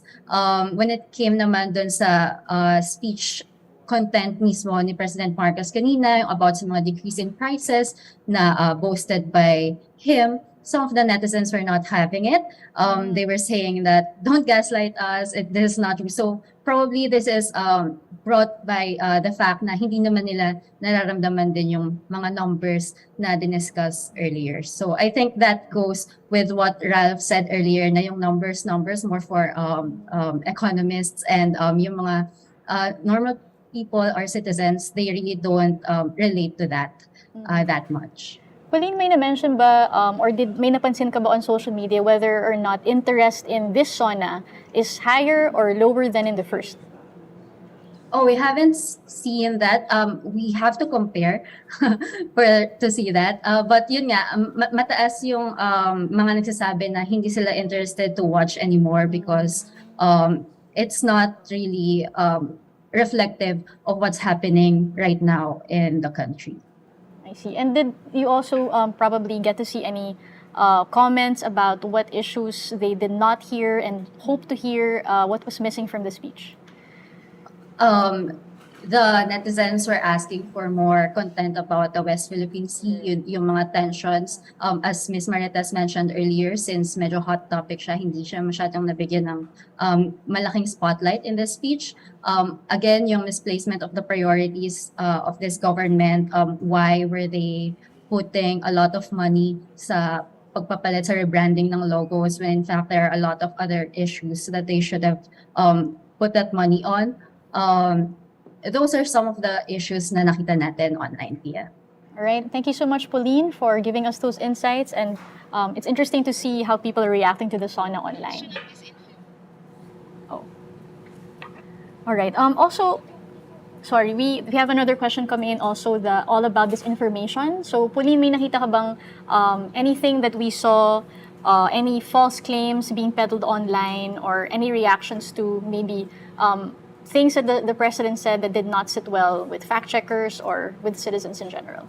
I think the fact checkers are still working on that, but yung nag-stand out sa akin so far sa speech ni President Marcos, yun nga yung mga numbers that I think would need a lot more context. As JC said earlier during the panel, what really struck me with this speech, I guess since we said na this is more like a progress report nga instead of a SONA, the lack of mention of the state of disinfo in the country or even the state of press freedom, I think that probably tells us that there's no progress to report about. There was no mention about the state of press freedom, same as in his last SONA, right? Right now, we rank, I think, 100 plus on the press freedom index. I think it's an improvement from the last year, but we're still at the lower end. And in June, it was announced that the Marcos government would launch a campaign versus fake news. But how would you be able to do that effectively if there is no acknowledgement that you've benefited from this information yourself? I think there were a lot of studies that were released during the elections na nag-benefit nga yung Marcos family. So yun yung mga tumatakbo sa isip ko kanina during the speech, and I guess it's understandable that it wasn't brought up, but I think it's still important that we put it out there so that the readers and our viewers have context on it. Pauline, one of the things that happened online, one of the major headlines in the online sphere during the Marcos presidency or his first year was yung YouTube takedowns of the Kibuloy and SMNI channels. What do these tell us, and how did that affect perhaps the conversation online about the SONA?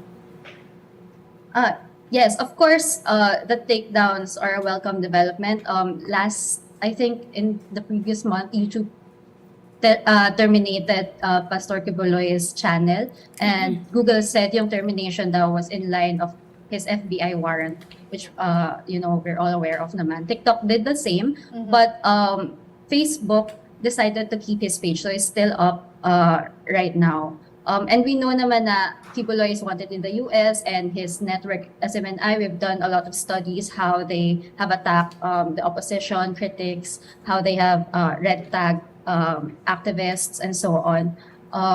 So while the takedowns are a welcome development right now, sadly, they are not enough because it is so easy for them to just create new channels, new pages, new accounts. So I guess what I'm trying to say is that these actors can always find ways to circumvent the existing rules and policies of the social media platforms, not to mention the damage that was already done even before the takedowns. So I guess what's connected sa SONA right now, medyo hindi siya in the spotlight, but it would help the viewers to, it would help if you mention it to the viewers so that they know na meron ganito nangyayari in the background. Kasi the SMNI news channel of Pastor Kibuloy was also known to, yun nga, attack critics, and also they also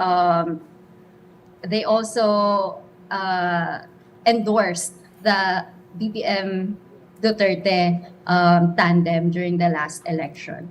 So that's it. I think at the very least, it would help if the social media platforms would protect their users, because otherwise it will really just be a game of whack-a-mole.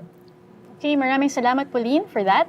Now we have with us Michelle Abad, our reporter who covers OFW and migrant labor issues. So, Michelle, what stood out to you in the SONA in terms of what he said about OFWs and migration?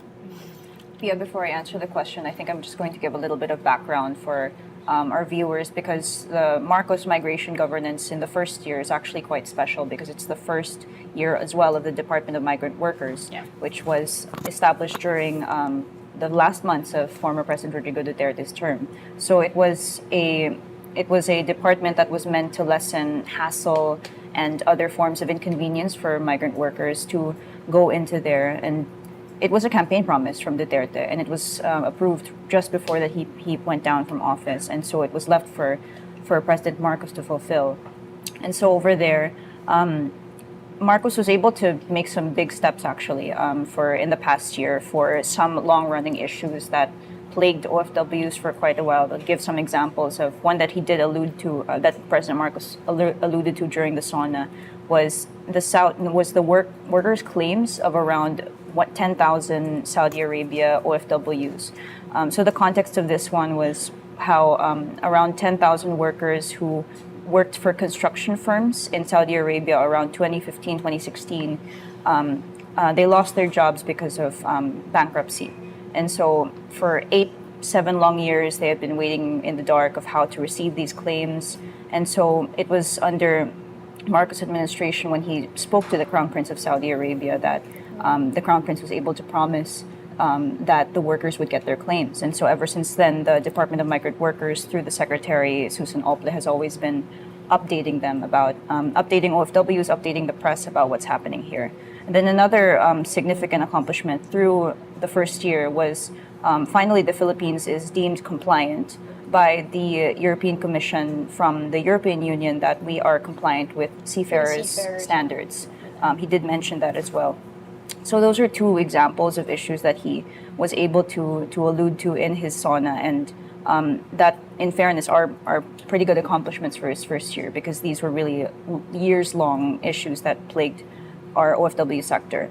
But remember that the department was supposed to be there to make services easier, to make it faster and more convenient.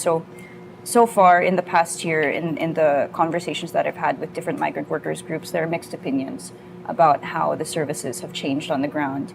There was this pro-administration group that I talked to from Abu Dhabi who said that a message does not go unanswered for more than 24 hours.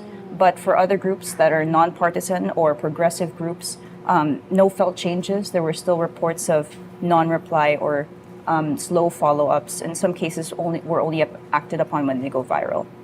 So just some points also I'll go into the SONA, going back to your question, was Marcos reported that there were many bilateral labor talks that we were having. And there was a lot of talk about the resumption of deployment as accomplishments.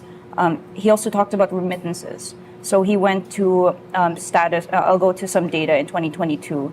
OFWs contributed $32.5 billion or around 1.8 trillion pesos to our economy. So it really does sound like a big accomplishment for us. It sounds like a big step towards our economic recovery after the COVID-19 pandemic. He also spoke of 70,000 OFWs who were deployed to Saudi Arabia. And this might be seen as right after the deployment ban was lifted in November last year. So that was a year-long ban that we had. So it can be seen as an accomplishment from an economic point of view. But we also have the question that's coming from a migrant worker group that I also spoke to, that should we be proud that we're having a lot of bilateral labor talks, that we're having a lot of workers that are being deployed. And I think that the Marcos administration, through the SONA, has yet to clarify the policy link of the Department of Migrant Workers and the Department of Labor and Employment. Because Marcos did say that it's a dream that migration should only be a choice, should be a choice instead of a necessity, something along those lines. No, so we have yet to see more efforts to see how to prioritize local employment before making our OFWs go abroad. So I think that's something that also has to be seen. Okay. I also remember no, for SONA, Marcos also talked a lot about making it easier, like documents-wise, cutting down the paperwork. He earlier talked about a Department of Migrant Workers mobile app, which was supposed to consolidate all of these processes. Has he been making headway on that? What have the OFWs been saying? So far, well, on that last point that you put about the DMW app, that was actually just launched, or the pilot for that was just launched a few days ago, just on Friday last week. And so on this OFW on this DMW mobile app, there's going to be an OFW pass that is supposedly the digital alternative for the overseas employment certificate. So that has been a bane for a lot of OFWs, because every time they go back and forth from their countries, they have to pay 100 pesos. They have to line up at the POEA or the Migrant Workers Office, or POLOs, formerly called the POLOs. So that's a big development, and it's quite welcome actually that there is a digital alternative that's free of charge as well. But it is a new app, and then when I did check the app on the Apple App Store, for example, I'm not sure about the Play Store, but so far the app itself has had like mostly 1-star reviews out of at least 171 reviews, saying that there were issues with registration, and then there were some who said minadali, hindi naman gumagana, so something like that. So it's a matter of, although there are services, we have to still evaluate the quality of how good they are. Panelists, any questions for Michelle? So comprehensive. Dami nangyayari. But Susan Opla is also one of the cabinet members I hear good things about from the private sector, from sources. Do you think she's been able to bring in her expertise working first all those years? I mean, how has it been morale-wise? And we know that there have been so many problems with, OFWs encounter so many problems. There's a lot of crime happening, and yun nga, they talked about like violence abroad, and Marcos wanted a command center for repatriating abused OFWs. Has that been working so far? I think when Secretary Toots Opla was first appointed, it was a very welcome development, because we know that she has been an OFW rights advocate for a lot of her career. She's been a labor undersecretary as well, so she knows what it's like to be in NGOs and also in government. So it was welcome, and for most of her part, for the past year, she has been responding very well to OFW issues. She's always had like her demeanor. She's like a mother. She's very you can hear the concern in her voice whenever something goes wrong. For example, when one of the most high-profile cases happened this year, with the killing of Julie Biranara, who was a domestic worker in Kuwait. She was allegedly killed at the hands of her employer's son. She personally visited the family, and you could see the concern there. But I think some concerns that arose after throughout the months was that she became less accessible to some migrant workers groups. I won't name the progressive migrant worker group, but then I think it was a few months into her appointment, and then she didn't sit down with them for that yet. Months to her term, she hasn't sit down with them yet. So I think it's a matter of, I know that a lot of groups are still able to access her, but perhaps there seems to be a need for more uniformity for that. Thank you so much, Michelle, for those insights. OFWs are always mentioned, have a spotlight in SONAs ever since. So now we want to ask the panel. No, in the SONA, in the plenary hall, part of the audience was the diplomatic corps, and we know that there were ambassadors present, other officials who are now looking at Marcos as, what kind of president will he be? He's carrying the image of the country. What do you think? What kind of image do you think they got from that? If you maybe coming from the eyes of a diplomat, what would you have seen in Marcos during that speech? Well, as I mentioned earlier, there was a downplaying of our maritime dispute with China, and he also didn't mention about our new alliance. Well, not really new, but our strengthened or more robust alliances with Australia, Japan, US, India is new. There's so many things happening there's new momentum in the Philippines, building alliances with European countries, Asia and the Pacific, but not aligned about it.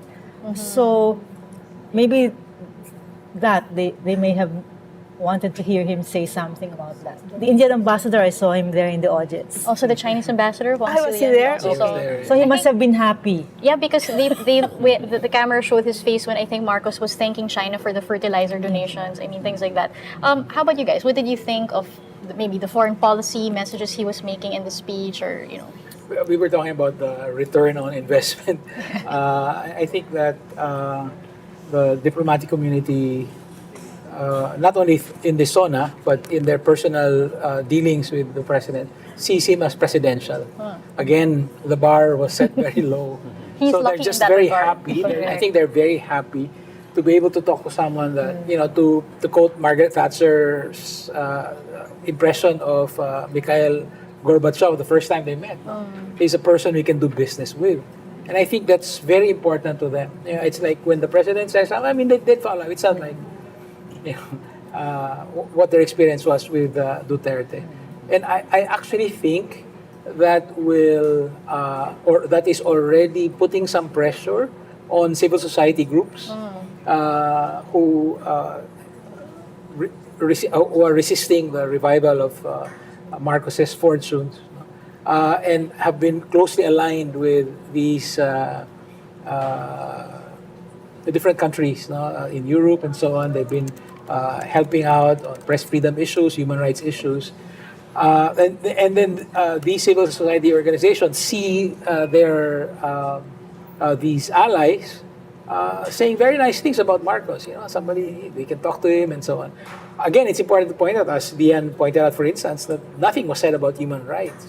Right? So so the human rights organizations who are dealing with these European or Asian allies must be making their displeasure known now. So there is a tension, I think, that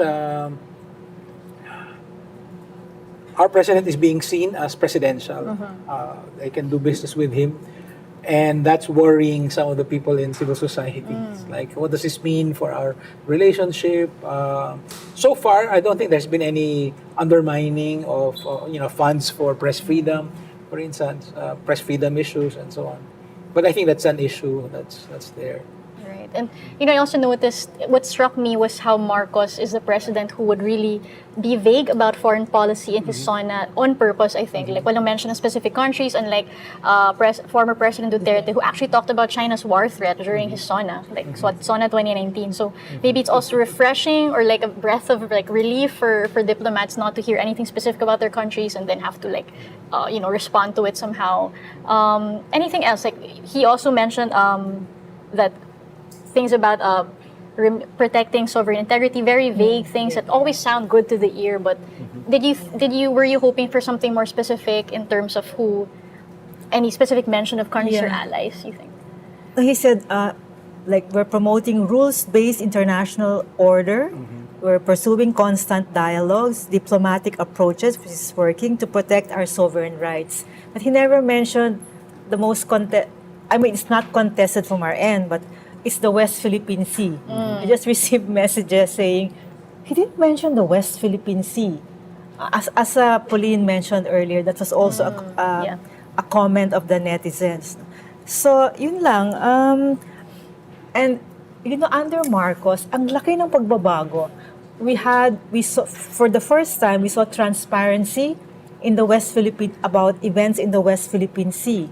For the first time, the Coast Guard told us how many nautical miles away itong Chinese coast. Ay parang we were shown videos, photos, and then nothing, no mention of this, the new transparency, the Coast Guard doing their heroic work. Parang, I don't know what's happening. My own sense is that he's cautious, being characteristic. He is threading the needle here, no? So he's trying to strike this balance. No? I think when he says we will defend our sovereign rights, I think the diplomatic community reads that as okay, we will push the arbitral tribunal ruling and so on, right?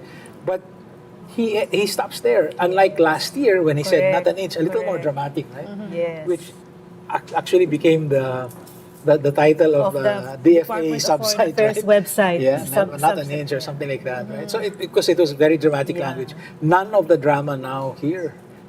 But I don't think he can be mistaken in. I don't think China will mistake him as being overly friendly to China now. No? I mean, they're looking at all the closer relationship with the U.S. with other Western allies. So baka ganon. Sa tingin ko, it's just characteristic of him. So ito yung delicate balancing act niya. Yeah. Na first year, he says something forceful. The second year, he keeps quiet. So baka next year, we will hear more.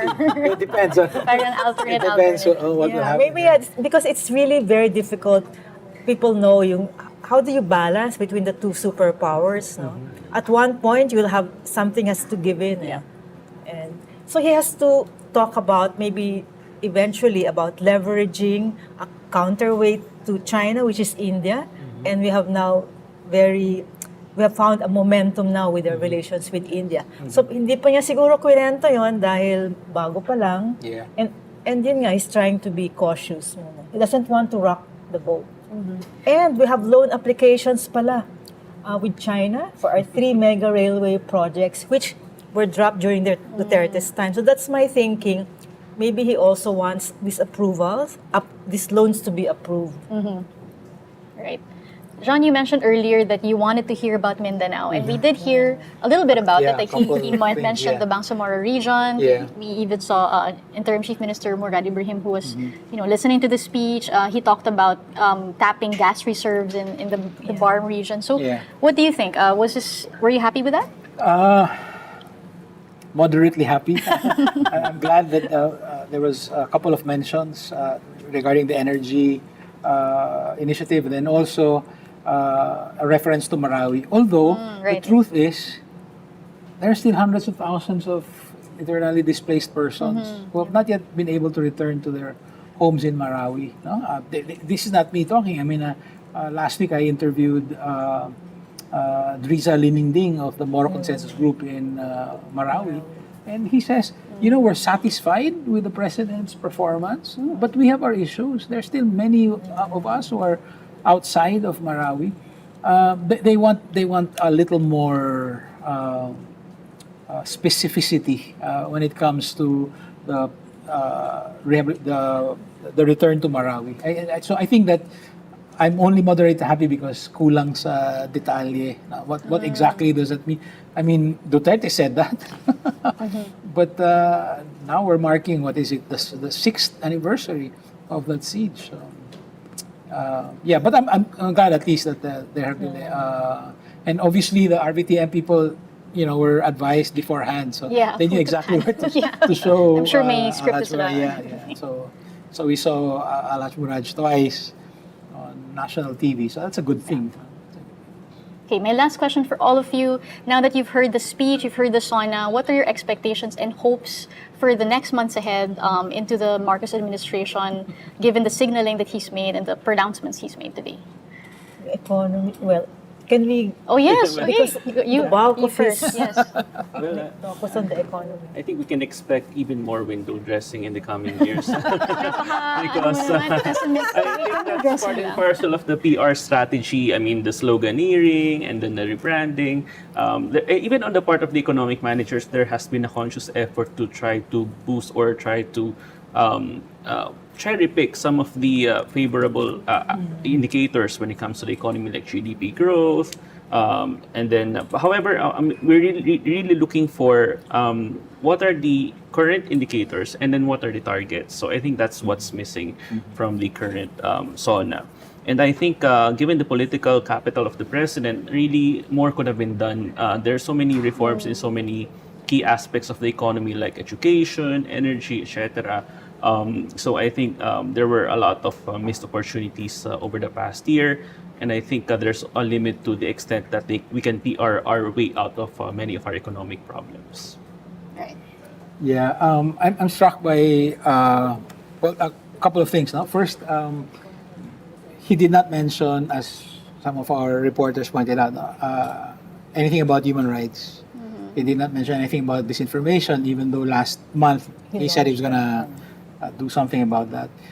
I was actually surprised that there was no direct mention of Ferdinand Marcos, the father, unlike his inaugural address and the first SONA. But there was also no direct mention of Duterte. Last year, he made special mention of Duterte as the father of the Department of Migrant Workers. So it's interesting to note what was not said. I don't know what that means. But the second thing, in answer to your question, what does this mean going forward? I think that I agree with Marites that President Marcos Jr. has reached a level of comfort about being president,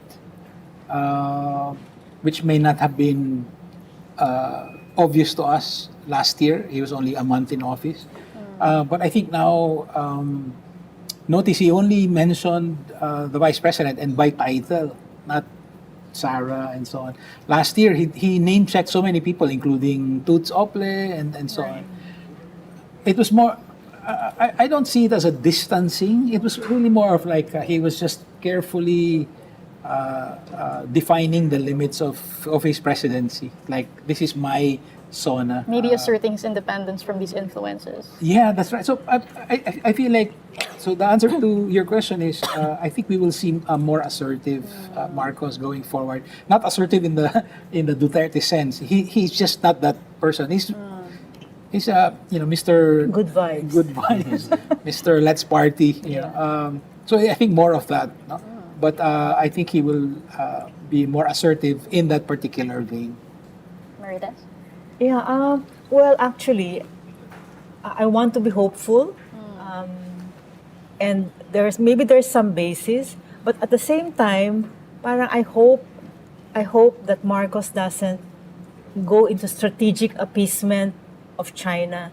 I hope that he has set the tone. He set the tone in 2022 for SONA, and he has made succeeding statements. So I hope that he does not succumb to pressure because of loans, and that he continues to be assertive of our sovereign rights.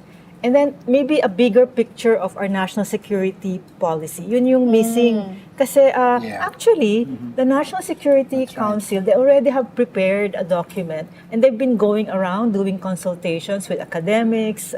So, hindi lang siguro nakaabot, kailangan i-approve pa ni President. So, maybe a bigger picture of where we are because the world has changed and Marcos himself said that, where we are strategically and what it encompasses, no, yung kanyang security policy. I'm sure kasama dyan climate change, the external threats, the environmental threats, disasters. Buong-buo na sana yon. So, well, let's wait for it.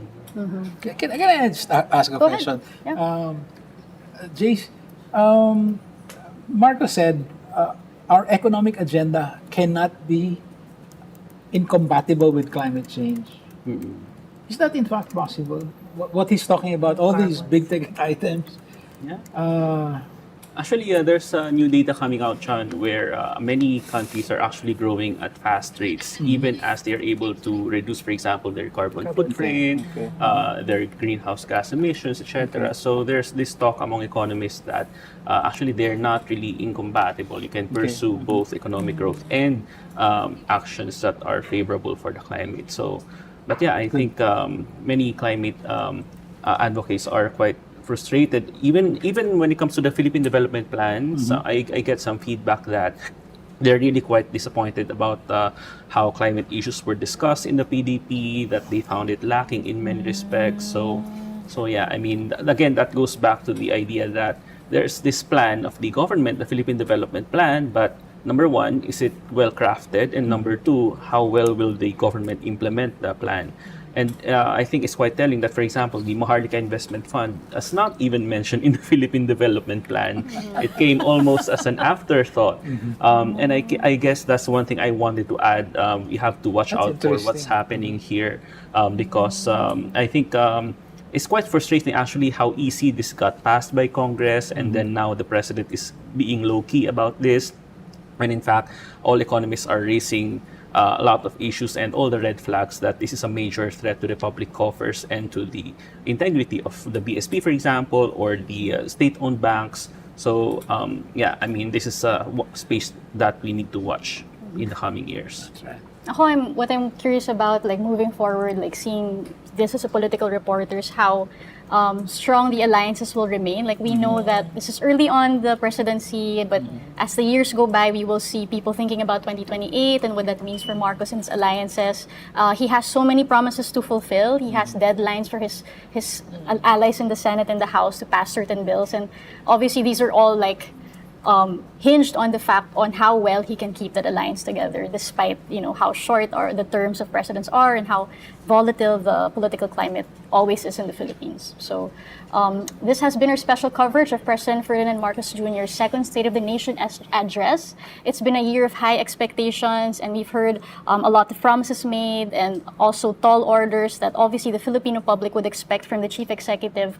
The president says the state of the nation is sound, and the president definitely has a way with words. But as we know, the SONA should not just be about promises, but should be about battle plans to help Filipinos with their life and improve their lives and how they make their livelihood and how the economy is doing, which has always been a key issue for so many presidents. And we'll see in his second year how these promises will pan out and how the cabinet and the legislative branch are able to make these promises happen. So stay tuned for Rappler for more insights and analysis. We will definitely be producing so many stories about the speech, the SONA, fact checks, and specific pieces about what we heard from the different sectors. In behalf of Rappler's editor-at-large Marites Vitug, Rappler columnist John Neri, and Rappler resident economist JC Punumbayan, this is Pia Renada. Thank you so much for watching our coverage. Goodbye. Thank you.